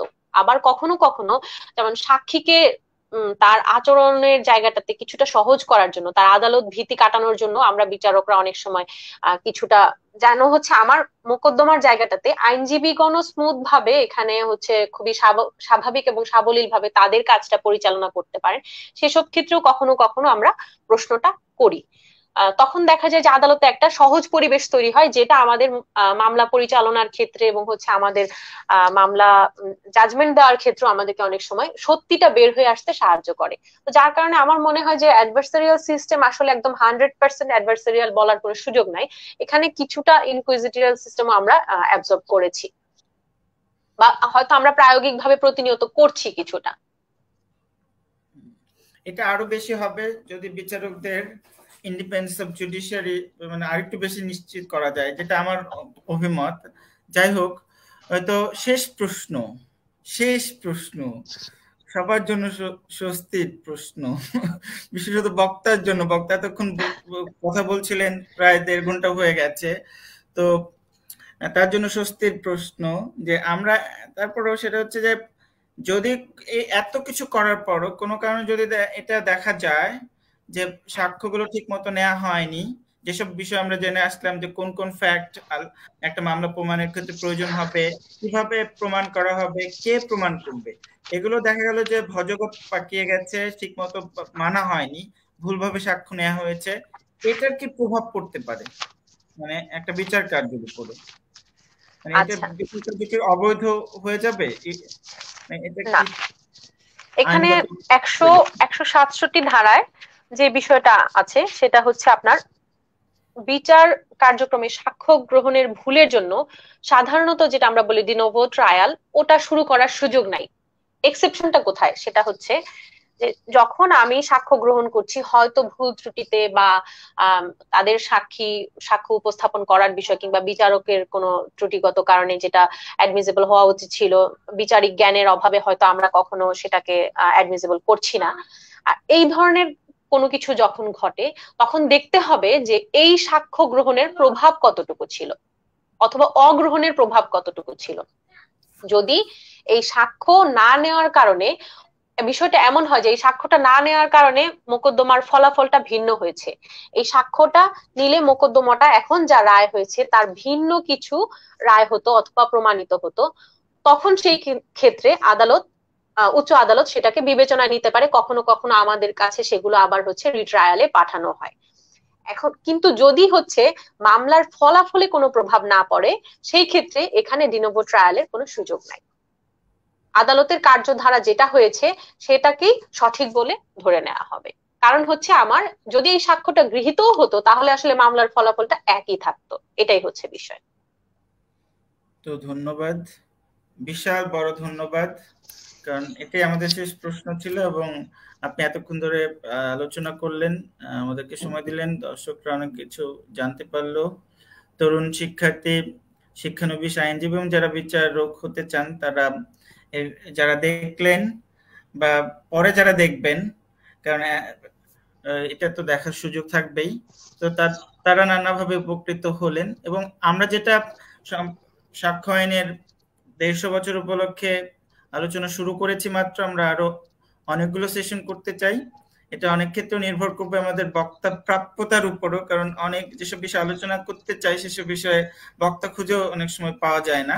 তো না হলে ঢাল তলোয়ার যতটুকু থাকে আমরাই নেমে পড়বো, কারণ আলোচনা তো হ্যাঁ, শুরু হোক। আজকে হ্যাঁ, জহির আলোচনা। আপনাকে একটা বিশেষ ধন্যবাদ। ধন্যবাদ এই জন্য যে আমার মতো একজন নবীন বিচারক বা নবীন বক্তাকে হচ্ছে আপনি এভিডেন্স অ্যাক্টের মতো একটা গুরু গম্ভীর বিষয় এবং হচ্ছে যেখানে আলোচনা করার প্রতিটা লাইনে লাইনে কথা বলার জায়গা আছে, সেই রকম একটা বিষয় আপনি আমাকে কথা বলার জন্য ডেকেছেন।